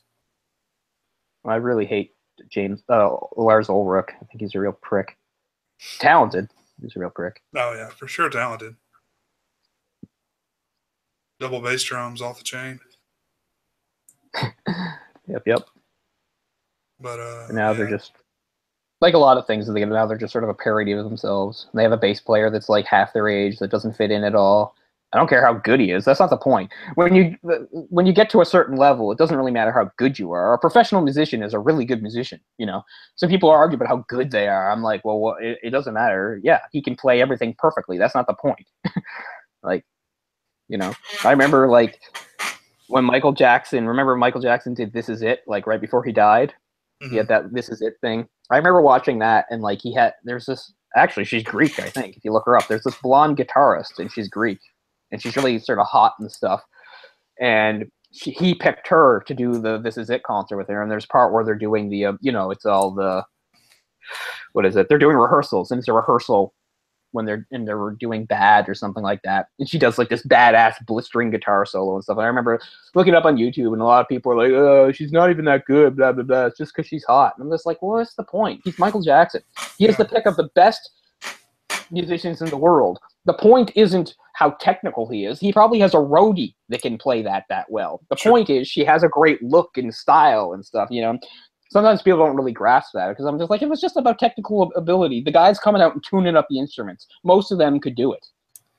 Oh, absolutely. In fact, Metallica fucking proved that themselves.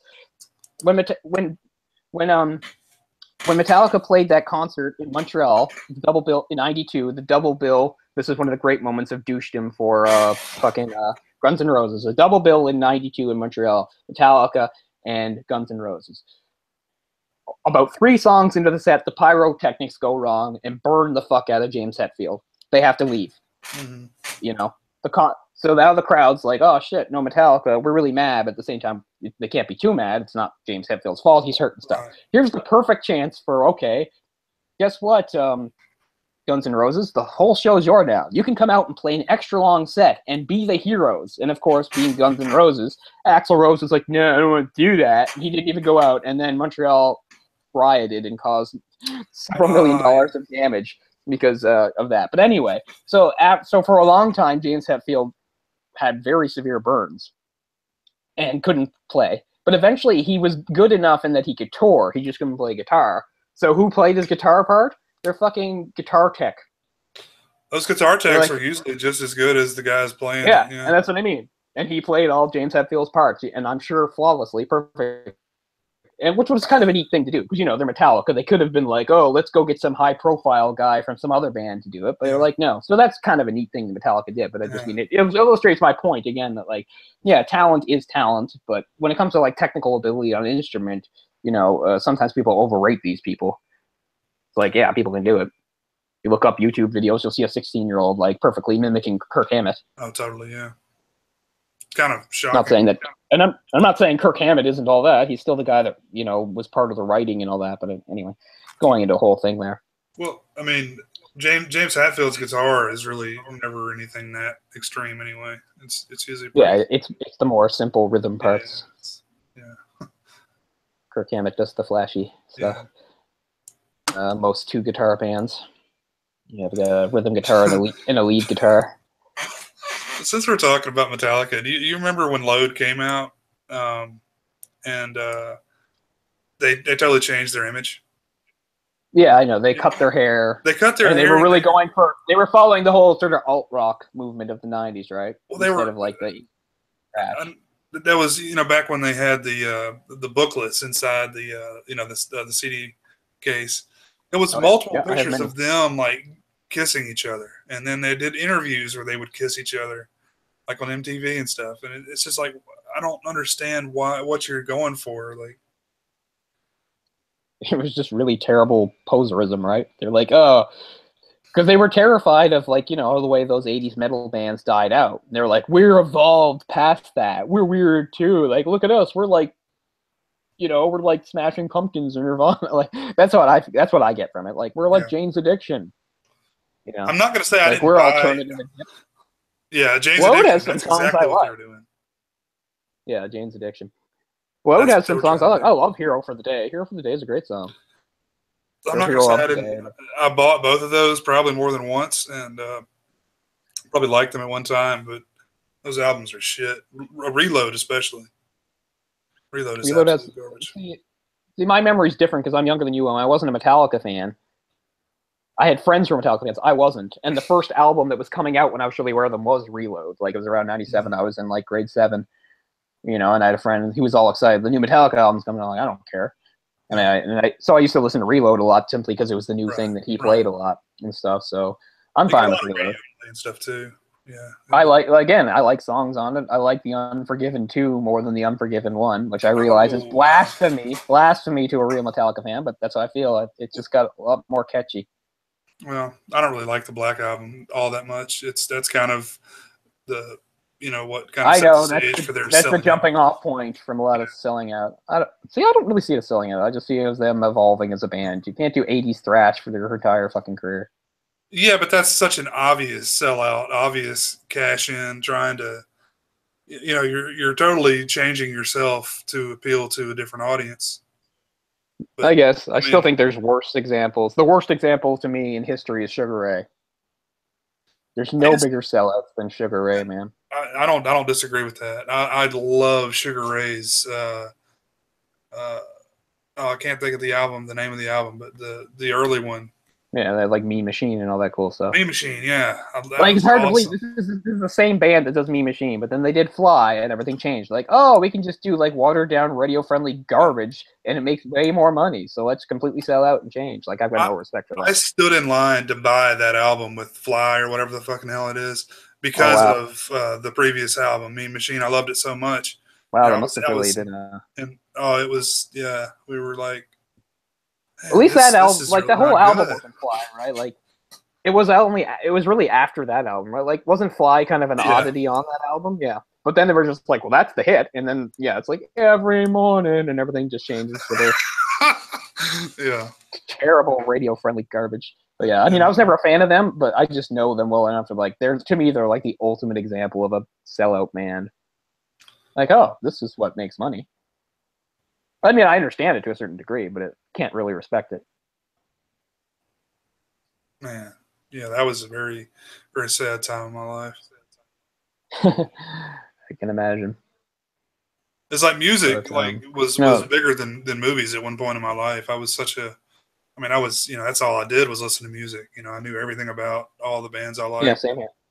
and Same it's here. Yeah, it's kind of sad same that I here. don't like music as much as I used to. Yeah, it's part of I don't getting know. older. I mean, now I just Is sort it? of I reach mean, back further back. I think I'm still discovering music I like. I just yeah. by going even further back is how I do it. I just don't enjoy it as much. I don't know why. Like I don't even like when I'm riding around in the car. I just listen to usually podcast or some sort of audiobook or something. No, I don't have that detachment. I mean, these headphones are on me every time I go out the door. Because walking around without music is boring. I need something, Sure. so I'm always listening to music going out. Even though a lot of it's starting to repeat. Even when you have 1,000 songs on an iPod, after a while, it starts to repeat, right? Yeah. Not that I mind.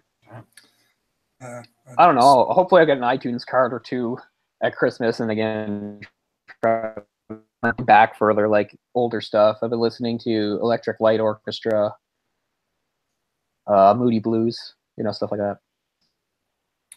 yeah. That's sort of the new music for me the last years. The new music for me is just going back to like bands that I'd heard of and knew were kind of good and like investigating them more thoroughly. Like, sometimes I would know like their hit songs, but I didn't really know, their albums. I think that's sort of what I've been doing the last few years. Like, oh, I know this band, I've heard this song, but I don't really know Yeah.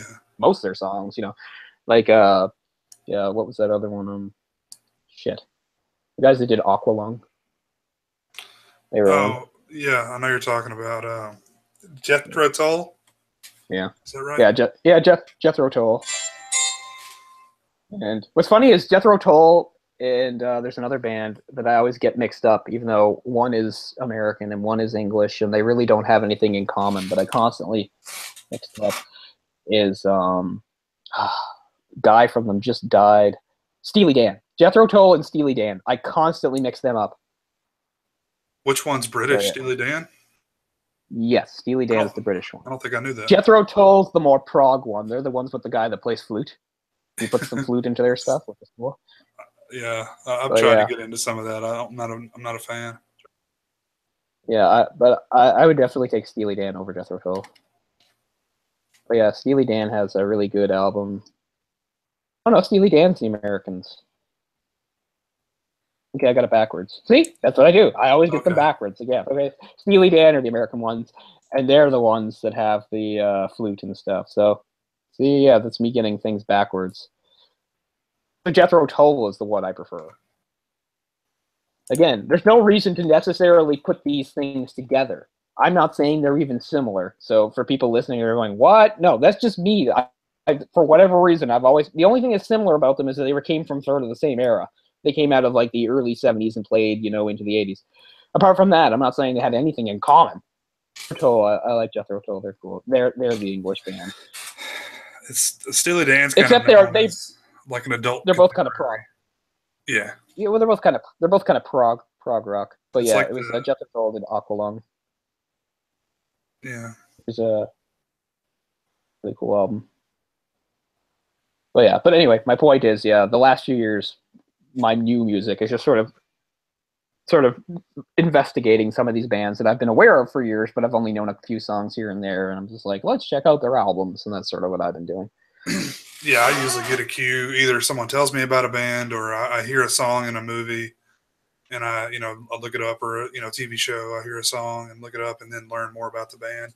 That's pretty much it. Because I don't really have a type anymore. Like I used to be really into certain types of music, but now I just I like everything. I really like a lot of laid back type stuff more than anything. Like Warren Zevon. Have you heard of him? Yeah. The Werewolves of London guy. Probably his most popular song, but like a lot of that, I don't even know what you would call that, like slow rock, classical. The laid back stuff I like is more folk. I like a lot of the folk. I like a lot of folk too. The old school folk. There's some new stuff I like a lot. Yeah. Band of Horses type stuff. Would Modest Mouse be considered folk? Yeah, they got folk elements. I forgot all about them. I remember them. Yeah, Modest Mouse. They're still around. I was kind of annoyed by them when they first came out because they felt like one of those bands that, like, all the back when magazines and things were a thing, they were just trying to tell me that they were cool and awesome. Yeah, they're on my list of that. Don't you remember, like, having bands that were considered, like, hip and the next big thing, like, shoved down your throat? Like, there were a few like that. Because, as I said, I lived a very musical life, so I was reading the publications, I was reading the websites, I was watching Much Music and stuff like that, and sometimes bands would come along and it's like, these are the guys. Like, oh, they're amazing. And there's a few of them that really bothered me. Yeah, their careers were made by, like, a Rolling Stone article or something. Yeah. And we were just told by, like, these hipsters, like, these are the cool guys and stuff. There's a few bands like that. One is Arctic Monkeys. Fuck. Oh, man, yeah. Arctic Monkeys is a talentless noise crew. Awful band. And yet, like, their, like, second or third album was, like, the fastest selling British album of all time, which blows your mind when you think of, British albums. Like, Arctic fucking Monkeys. Just a bunch of noise is what they were. And yet they were a band that was like, oh, they're so hip and cool and stuff. Yeah, there's a few bands like that that just got shoved down your throat by publications that drove me insane. One of the more mysterious ones was Kula Shaker.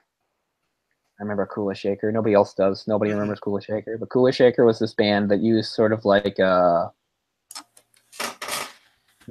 were kind of like a throwback to, like, psychedelia. They came out in, like, the late 90s, and they did, like, psychedelia, and they used, like, they used a lot of, like, Indian instruments and stuff like that. Oh, yeah. Which was hip for a while. The only thing that made Kula Shaker come back on the map was, like, a few years after that, their, like, lead singer was trying to explain why he thought the swastika was cool.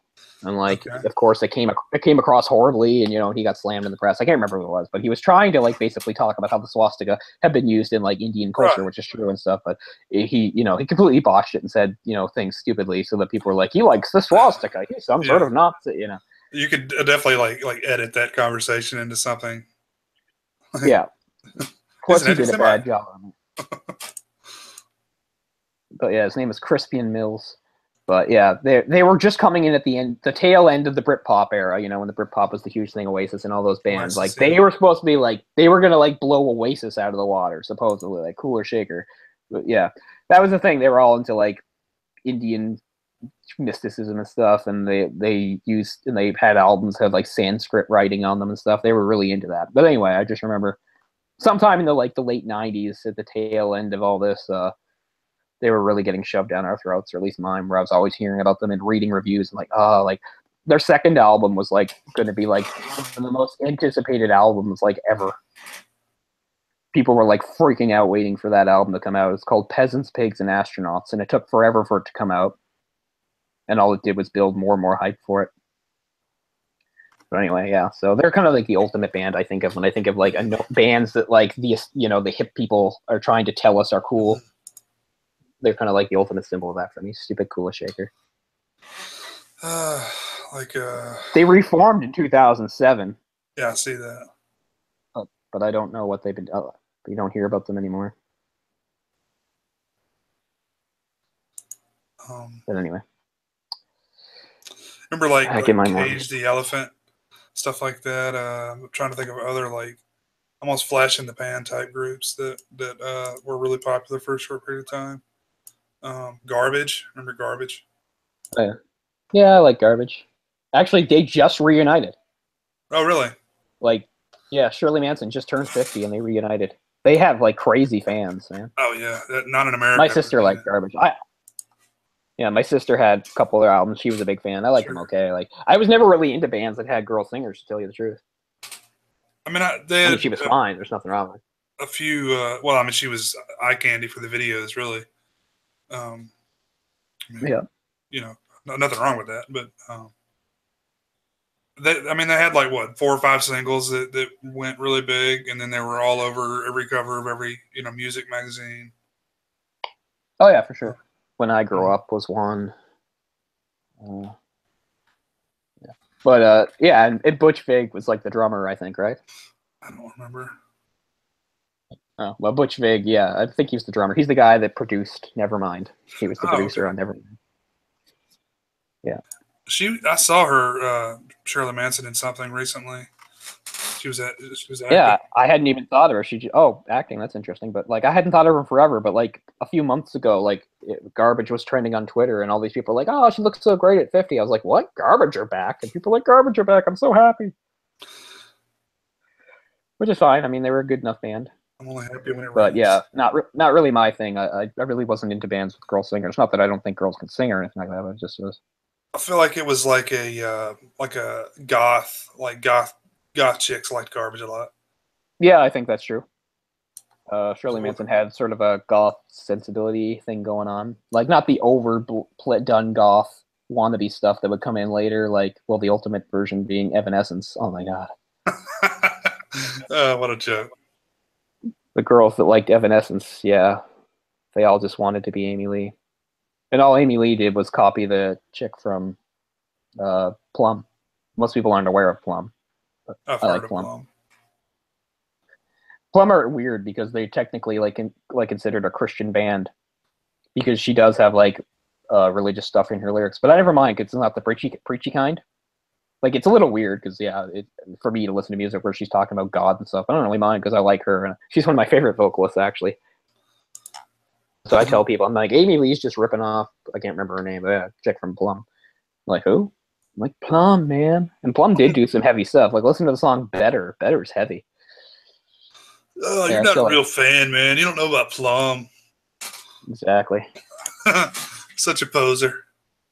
But yeah, Evanescence, that was a weird time.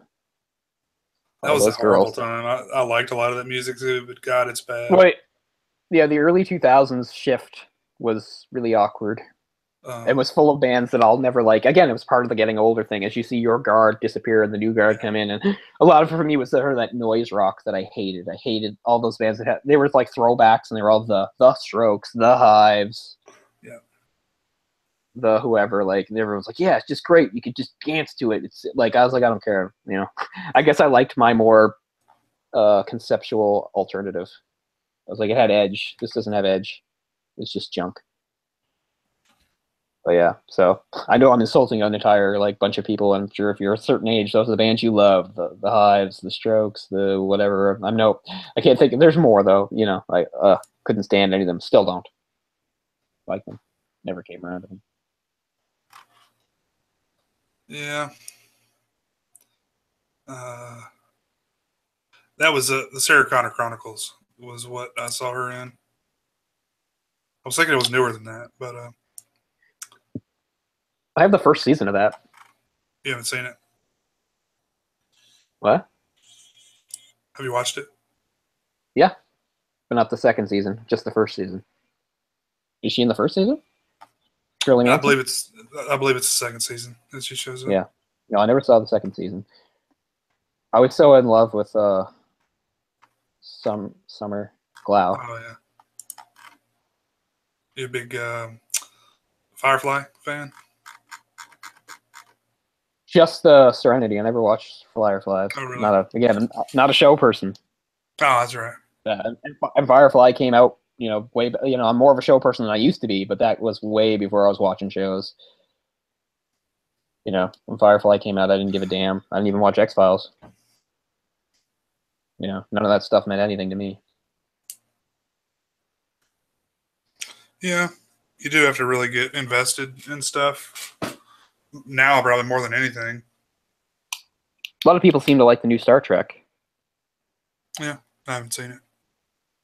I would if it was like the first episode is really, I haven't seen it, but I've seen parts of it. The first episode is really gritty. Like, they're going for it. Like, it's a much darker thing. Like, a whole bunch of people get killed. Our hero does, like, the wrong thing and gets people killed by her actions. Like, they're going in a really sort of dark direction with it, at least the way it starts. Like, which is kind of interesting, because most Star Trek, they're not really that fallible in the Star Trek shows. Like, even if they make a wrong decision, it's like, okay, well, we'll fix that. And this is just like, yeah, this guy's a jerk, and he's bad at his job, which I kind of respect. I'll never watch it anyway, because I just never really cared about Star Trek. I watched the movies; they're fun, but I was never invested in any of the shows. To this day, there's plenty of people, and I'm not going to argue with them. To them, like, Next Generation is the greatest television show ever. Fine, I'm not going to disagree with that. Although even they have to admit the first season was pretty ridiculous. I know it got better, but the first season had some really weird, stupid episodes.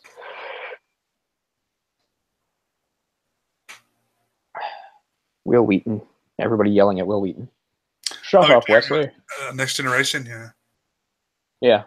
Well, I think that's still, like, the most popular show. Yeah, anything pre more than beard. Whenever Riker gets a beard, that's pretty much when the show gets good. That's Jonathan Frakes, right? See, I know him because he was on Gargoyles. Oh, really? He was Xanatos. He's a big-time director now, too. That's interesting. I was like, man, what is this guy doing? And he's, I think mainly television now, but hey, it's a living. Yeah.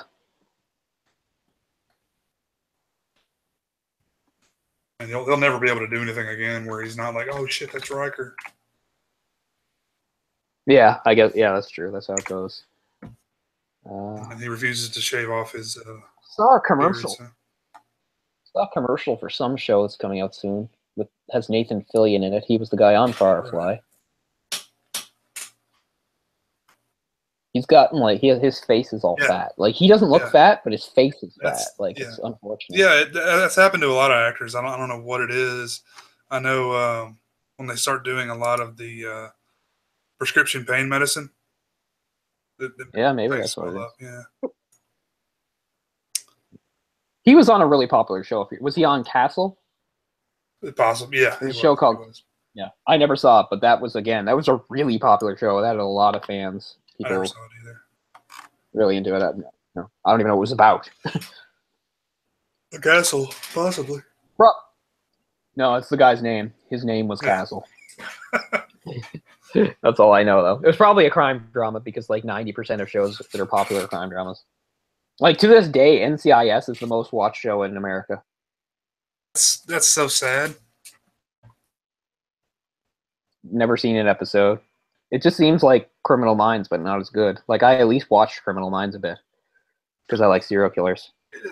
Although the roster turnover on that's gotten ridiculous. Like, everybody's gone, so there's no point. Everybody's gone. I mean, it's like garbage TV. I mean, you could just put it on and just mindlessly watch it, but it's. I mean, I'm sure it has some decent episodes, but there's much more. NCIS, yeah, probably. Entertaining things. I think they made a spin-off of that too, just the way they do with CSI. Like, there's like an NCIS Los Angeles or something. Maybe more than one.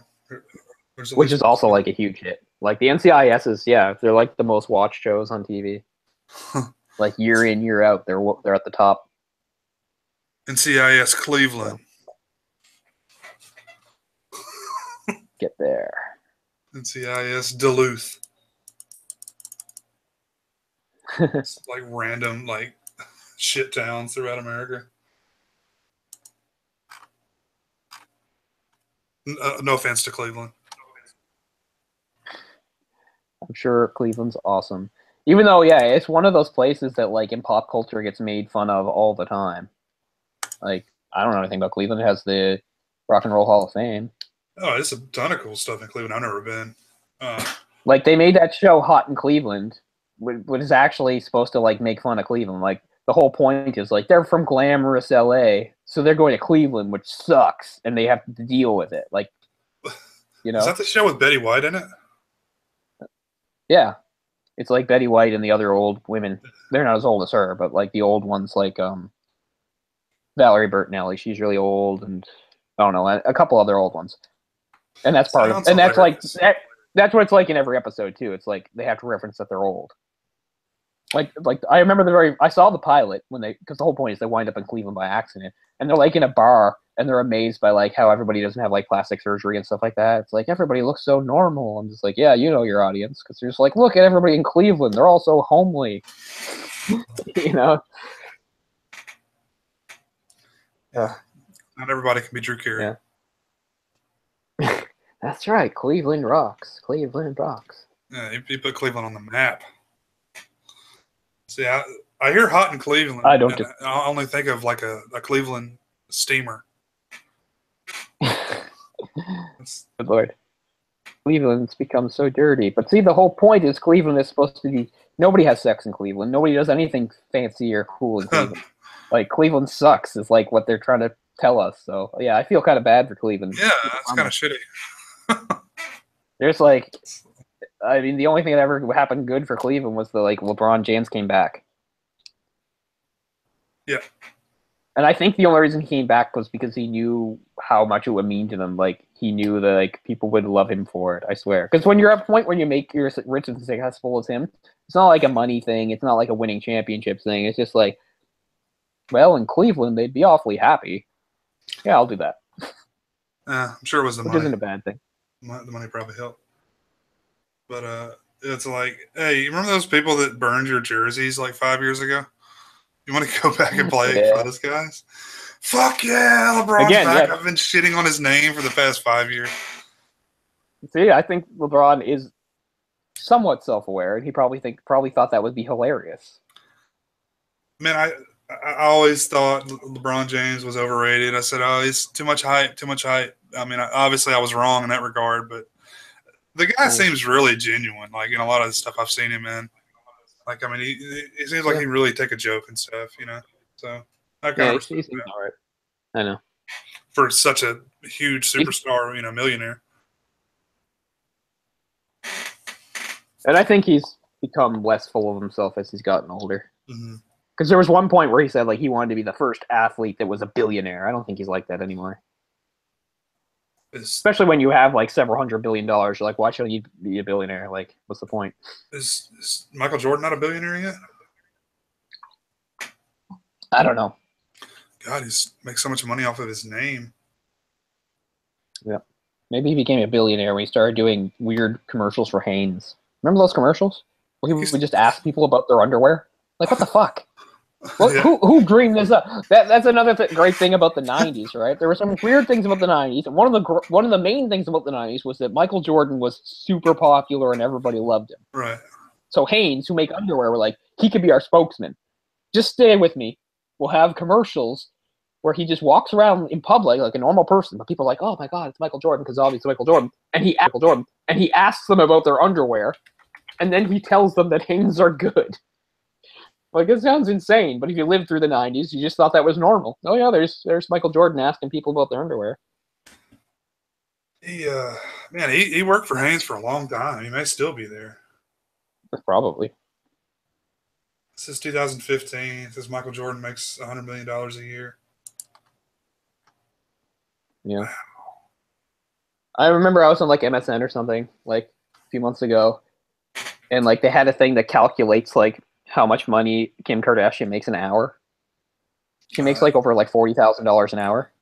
Probably not. Just want to kill yourself? I don't know. She gonna have to flash her bush to somebody again to get popular. I don't know. Yeah, what a piece of trash. Yep, world's full of successful no. trash. What's stupid is the people that make her so rich. You know. Oh yeah. Those people that support whatever crap she's got going on, makeup or handbags or whatever it is. I don't even know. You're the stupid people. Yeah. And she was rich to begin with, which is what made people interested in her. That's like the worst kind of thing. That's like the other thing about the 21st century. I think it always existed, but it's really in our faces now. It's like started like with Paris Hilton and people like that. It's like there's nothing you're not an artist, you're not an athlete, you're not this, that, but you're rich for whatever reason. So I'm interested in you. And then we'll make you even more rich when you slap your name on projects and things, you know. Oh, it's like, it's like, hey, you remember that chick that Brandy's brother banged in that video that was leaked? hey, she's on fucking ETV now. She has a new show. And now they seem so like accomplished. Like if you look up like Kim Kardashian in Wikipedia, it'd be like Kim Kardashian is a model, actress, author, businesswoman. It's like wow. It's like she's not any of those things. You know, she's just she's nothing. She's just there. She's just there. Anyway, you got on quite the target, but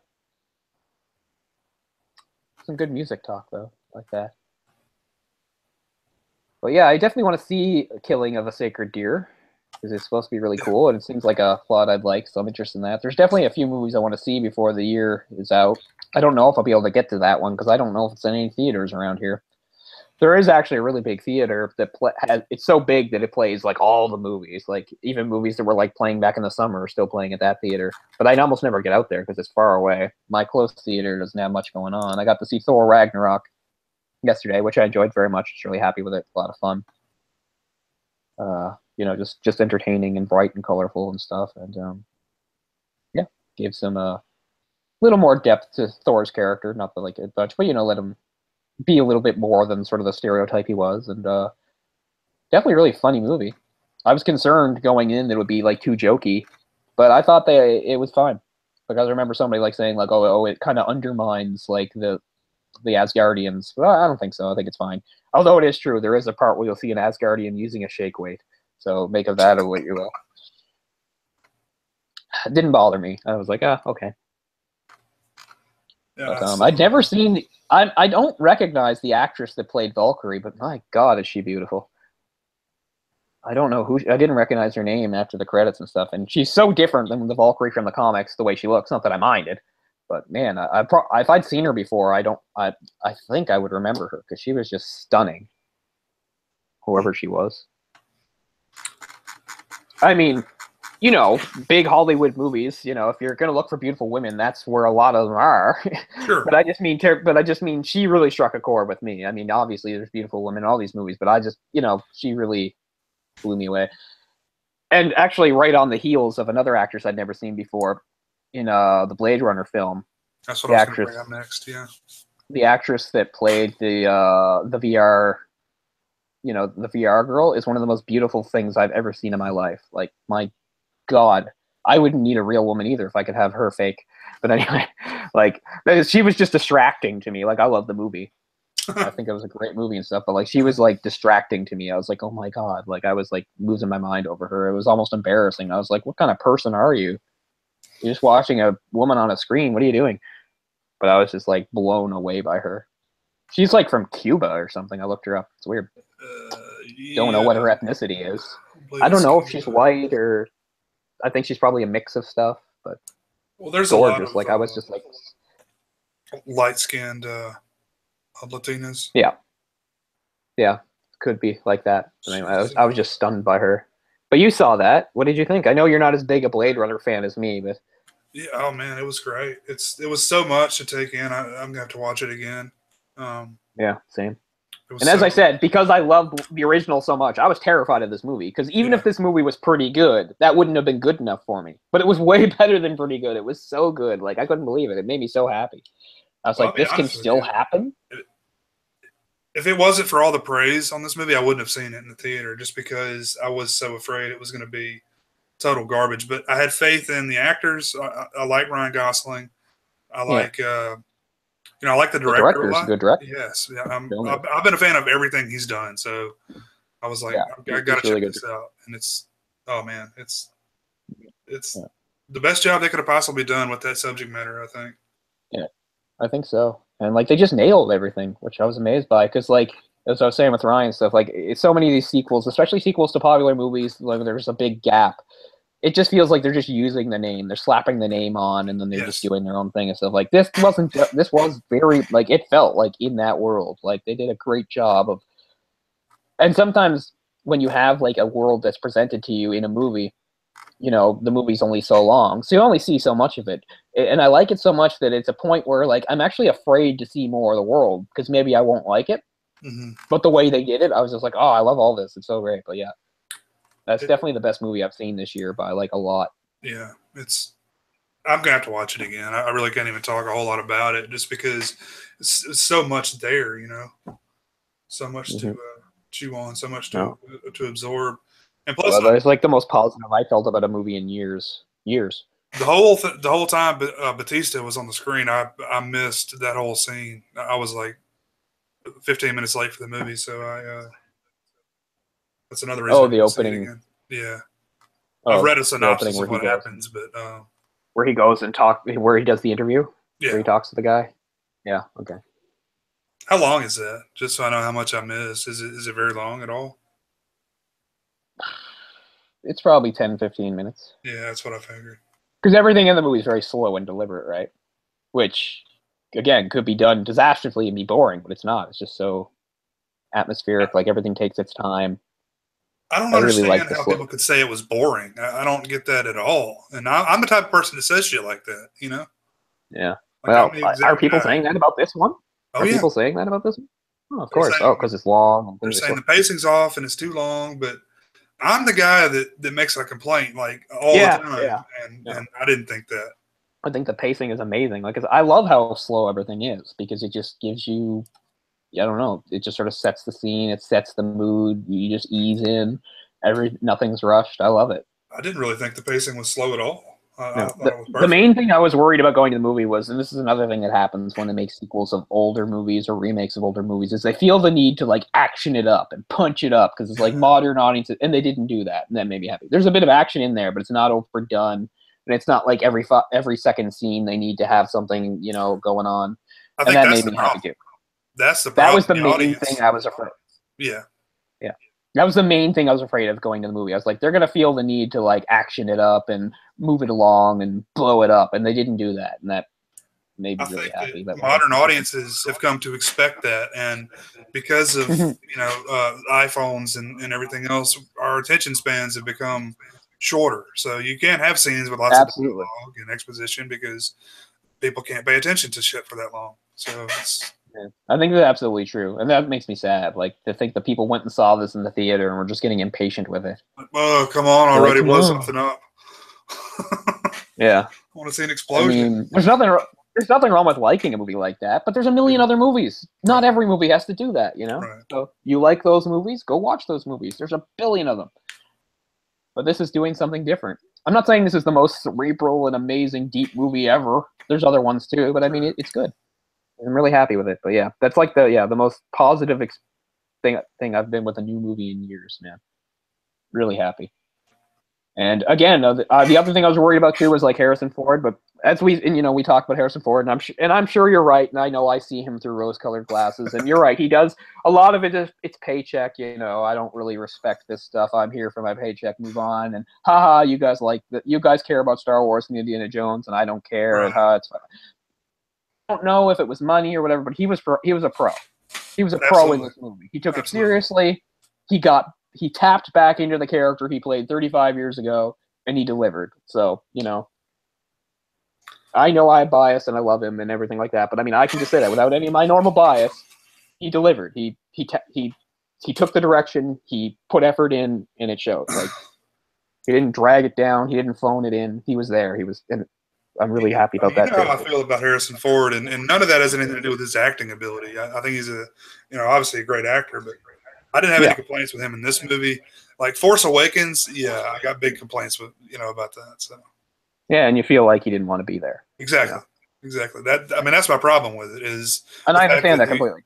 That Carrie Fisher and Mark Hamill did it for like so much, tremendously less than he did. It really makes you sick. Yeah. I guess, but at the same time, they didn't have careers he did. There's no big Mark Hamill movies. I mean, I'm not saying this is a good thing, but it's true that Harrison Ford can walk into the office and be like, Jack Ryan, Indiana Jones, you know, and all this stuff, and like, Yeah, I get mean, off my plane, yeah, witness, that's true. you know, and just drop the mic and walk out, you know, give me my money, you know. But again, like, you're gonna die in 10 years. What more money do you need? Well, I think I mean, Mark Hamill was a huge star just because of Star Wars and Batman, Sure, but I the mean, animated. and Batman to a certain extent. I mean, there's still a bunch of people that don't know that, but then there's, yeah. But I mean, yeah, that's where his career went. His career went into voice acting, and he did a tremendous job. Not just Batman, other places too.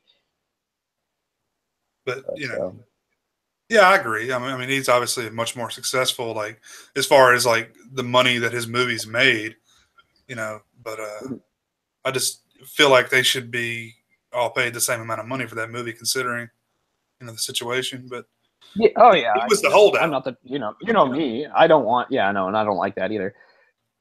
It's not like I feel like I'm not happy with the Hollywood structure, the way salaries work and stuff. I think it's ridiculous. But Well, I to mean, say it's a lot of the same thing as when you get like athletes and stuff. It's like, well, it's $1 billion industry, right. and I contribute, and I want my piece, and I get all that. But I just mean, Well, it's Disney, so fuck them, basically. But But just whatever. remember, like a few years ago, when they used to have those like commercials before the movies, where like, I'm a set painter, so don't come in and steal my, when they're talking about like not bootlegging movies and stuff like Right. that. Like Yeah. I was just so, didn't it just make you mad? It made me mad. I was like, take it up with the goddamn stars that are taking all your money. You know, don't get mad at us because we download a movie and say, oh, that's money off my plate. The money off your plate is the fucking prima donna assholes you work with. You wouldn't Is how I steal a feel. car. Yeah, I mean, I'm all for the set painters and other people making more money. And, Sure. they could have more money if Sure. some of these asshole directors and actors would, take a bit of a pay cut. So, yeah, I didn't feel any sympathy when they did those things. So it's like, don't take it up with me, man. I'm not the problem. I'm not taking food off your plate. Probably wasn't even a real set painter anyway. Oh, yeah, it's just all made up He's bullshit. an actor. Yeah. But I Not mean, a doctor movies in are in real an life. interesting place right now because, the theater might be dying and all this stuff and It is. streaming and I really don't know how to feel about it. I mean, I really enjoy seeing movies at the theater. I always have. I'm not happy with it at all. But the the format we see it in now is definitely going to change. I think theaters are going to close. It's going to become more of a, I don't know, maybe instead of 10 theaters in a city, there'll be 5. I don't know how it's going to change, but everything I've seen, there's been at the very most probably like it was that damn Bad Moms too. It was maybe 15 people in there besides us, and like the majority of the movies I've been the only one in there. Like The Foreigner was that way. Annabelle. I mean, the majority of the movies I've seen lately. I'm used to that because I go to movies at weird times. I do Yeah. it specifically to avoid people. But I mean, yesterday was a bit different because here Tuesdays is the cheap day. It's when movies cost a little less. So I was a bit surprised because I went to see Thor. I got there early, but before it started to really fill up. And this was a 3:45 showing on a Tuesday. And I mean, we were nowhere close to packed or anything like that. But I mean, it started off like almost empty with just me. But some people came in fairly late, like just before it started. And by that time, there were probably at least like 30 or 40 people in there, which isn't bad for like a middle of the weekday showing. Again, it's Thor. It's a big Marvel movie, so. I mean, 15 years ago, I could have seen the shittiest movie out there, and it would have been people in there with you, at any time of the day. Yeah. Well, again, less options, right? Yeah, Options. that's true. So, going to the movies. Why should I go to the movies? Let's binge watch this. When I could watch it on Putlocker, for free. Sure, Yeah. someone shot it on their cell phone in China, but I'll try to Yeah. speak Chinese. I guess some people don't mind that, but yeah, I'm like you. I'd rather the optimum choice. Well, it's because I'd it's rather something I see. really like. If I was a casual Yeah. movie fan, maybe I'd be okay with that. Yeah. But I'm more than a let's go to Blockbuster and rent a movie on Friday night type person. What is it? People Who don't gives a understand fuck? that reference. Yeah. Yeah. Nobody knows that reference anymore. Let's see what Larry the Cable Guy's getting into this week. Oh God. You know, I mean, Yeah. I guess we should wrap, but yeah. Again, this is sort of a, despite its layers and stuff, like the movie's not that long and has a sort of straightforward plot, which is why we veered from it eventually. But it's a really cool movie that we enjoyed, obviously. We try to do movies that we think are worth your time and our time to discuss and talk about. And I might even watch it again tomorrow, I'm thinking, because I really get a lot out of, I think, the performances. Like I said, I really like how the dialogue. I really like that sort of stilted, awkward dialogue because it reflects just like what it would be like for people that have like no social skills or reference. You know, they only know each other and stuff, so they don't really know how they don't even watch TV, so they don't know how people talk and stuff. You know, a lot of stuff like that I really appreciated about this film and stuff. Yeah, I think you said before the show, the one who played the younger daughter. I was gonna bring that up. She passed away. She was the lead singer of a punk band called Marion the Boy. She died back in May, a month before her 30th birthday, so that's sad. Her name was Mary Sony. That's crazy. That's a bummer. Yeah. So yeah, nobody had names.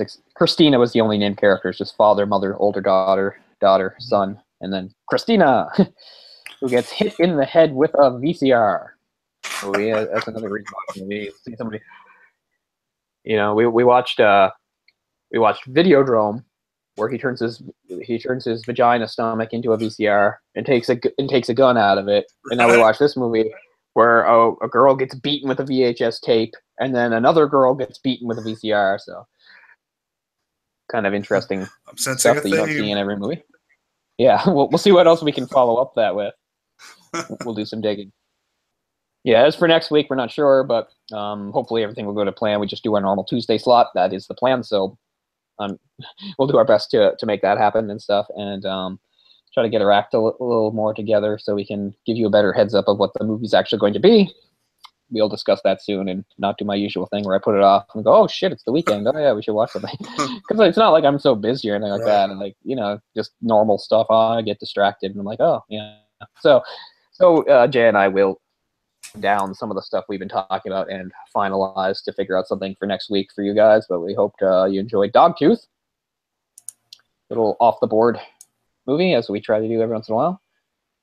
And I think that'll do for now. So for watching us, and we will see you in a week's time with something new.